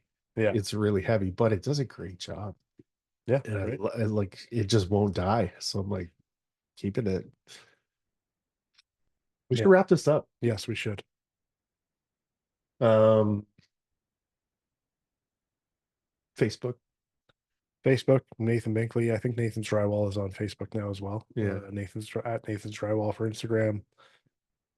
Got a LinkedIn. I don't really know anything about that. Yeah, it's terrible. The Project Garage. Get on there. I strongly suggest all the pros and DIYers to go to the Project Garage. They're starting their own um like platform. Nice. So it'll be like a LinkedIn or like a For trades. yeah, and DIYers. So like you'll be able to talk to people and friend people and stuff from the looks of things. They just sent me the link today, so I'm one of the people that gets to go on there to kind of check it out and be like, hey, this is a fucking problem. We need to fix this. Yeah. So far I haven't really found any problems other than just, it's a new thing, so it's just taking time to navigate and figure out what's what. But it's cool. I think it's a great thing to be involved in. I mean, I strongly suggest everybody to go on there. Mhm. Pros, I mean, to like sign up and you get vetted and they want people like us to be able to make money for people picking our brains, like how much information have you ever given people for free because they're just asking you questions and you're like, oh, okay. But I mean, like our expertise is worth money. There's a couple of ways of looking at that where some people are going to be like, "Oh, you fucking, I gotta pay money to just hear what you could say for free." But I also understand the fact that if I had 100 questions, if I had 10 questions a day, I wouldn't get to them all. There's no way. Yeah. I So don't have time. so the thing is, so Steph from Spec 3 Properties started this. Her and her partner Elise is the co-founder, I believe, and Elise the drywall finisher, if anybody Yeah, knows her. check her out. Yeah, absolutely. Go follow her on Instagram. She's awesome. Um, so the idea was Steph met a gentleman who I can't remember if he was a carpenter or something like that, but he was injured and can no longer work. And she thought, like, well, yeah, he's injured, but I mean, that doesn't mean his knowledge is useless. No. Like he was doing it for, 20 some odd years or whatever. So he should be able to still make money from his expertise. So this whole thing was kind of born as to, okay, well, now you can book a professional's time for 15 minutes, half an hour, however long you think you need to ask questions about your specific project. And yes, we can all go on to YouTube and search things. But how many times do you You're not vetted. I look through this video. Oh no, that doesn't show exactly what I want. Now I watch this video. Okay, there's another 10-minute video that I just watched that didn't show what I actually needed to actually book time with a professional to sit there on Zoom or Skype or whatever and like sit there in your DIY project, your basement, your bathroom, your whatever you're doing, and talk to someone and be like, well, we're doing this. How do we go about that? And them give you their professional opinion of, well, you definitely don't want to do that because that's going to cause problems down the road, or you need to stagger your drywall. Yeah. Just the small little tips that can save somebody the agony of having to redo it after they're done. Well, and as a professional, I could explain something to somebody very, very clearly in 15 minutes, Yeah, what you would waste 2 hours trying to figure out. Like you said, on on YouTube. YouTube or whatever. And I'm not saying the stuff's not on YouTube. I'm Yeah. sure a lot of stuff is on YouTube. I know we've all done it. Yep. How do I So, change this wiper blade? I like, checked YouTube. your hourly rate, Yeah, you charge it, you know how much that is. yeah, So when you waste an hour of your time fucking around on YouTube, there's a shortcut now. yeah. That's brilliant. And I mean, Steph and Elise themselves, they renovate and stuff. And, Yeah. and so they've used it themselves where they call and book appointments with the trades on there to be like, hey, we're actually doing this that we haven't actually done a whole lot of. How do we go about this? How do we get started? Whatever. It's Catch me up on what I'm going to hit my thumb on. Yeah, Yeah. they're not like this is the thing and this is what we're doing. Like they actually use it themselves and it's smart. And I've thought about like, man, if I ever get into like full renos or doing stuff that I don't know what I'm doing, it's definitely an excellent place to have available, you know? Interesting. You'll have to let me know when it's up and running. Yeah, yeah. Project Garage, everyone. Go check it out. They're on Instagram, Facebook, I believe. And then they're starting their own platform, so Huh. or their own community, I guess. I'm not really sure. I guess it's called the platform. Yeah. Well, I would. Yeah. Yeah. Yeah. Yeah. Definitely don't go follow Durotech. I'll tell you that right now. Yeah. Don't hire him for any work either. No, definitely hire him for work. Yeah. Oh yeah. No, hire him for work because that gives Sean work. That's right. Yeah. And the rest of us work because we all have to go fix Sean stuff.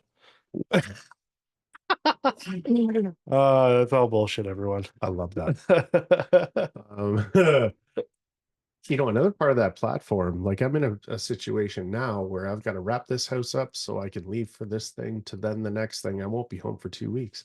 So if there's touch-ups on this house, which I don't think there will be, what do I do? You know what I mean? Yeah. Nick will obviously take care of it and we'll figure it out. Yeah. Um, but I mean, it would be nice to have like mercenaries for a day rate that you could just call them. They're half-ass vetted. Like, Yeah. yeah, that's interesting. Yeah, exactly. So through the Project Garage as well, you can hire And that's exactly where I was people going with that. So it's like so I'm on there, so people can hire my time to just talk to them over the computer or whatever, or like they can find people on there that again, like you said, are vetted because she doesn't just let anybody. It's not like you just sign up and just like, hey, you're good. Like she actually like checks out your shit Yeah. and makes sure that you are who you say you are and you can do what you say you can do because she doesn't want that. She doesn't want another thing where people just come and they're like, okay, I want this job done, and then it gets finished and they're like, what the fuck is this? Yeah, it sours the milk, man. Yeah. Yeah. So it's which is one of the things that drew me to it was that it's actually legit, not just there's what the home stars and the Oh yeah. Bidneys and stuff like Trap. that. I'm just like, I tried to get into it and it's so hard. It's so stupid. It's not like everyone's just looking for the cheapest bid. And it's like, okay, if that's what you want to go with, that's totally fine with You're me. more than welcome to. Yeah. Um, yeah. Cool, man. And when are you gonna put that post out about About the hair? the wig? Yeah, Yeah. So that's going out on Monday. it is. So is that when this podcast is going out? Sure. Okay.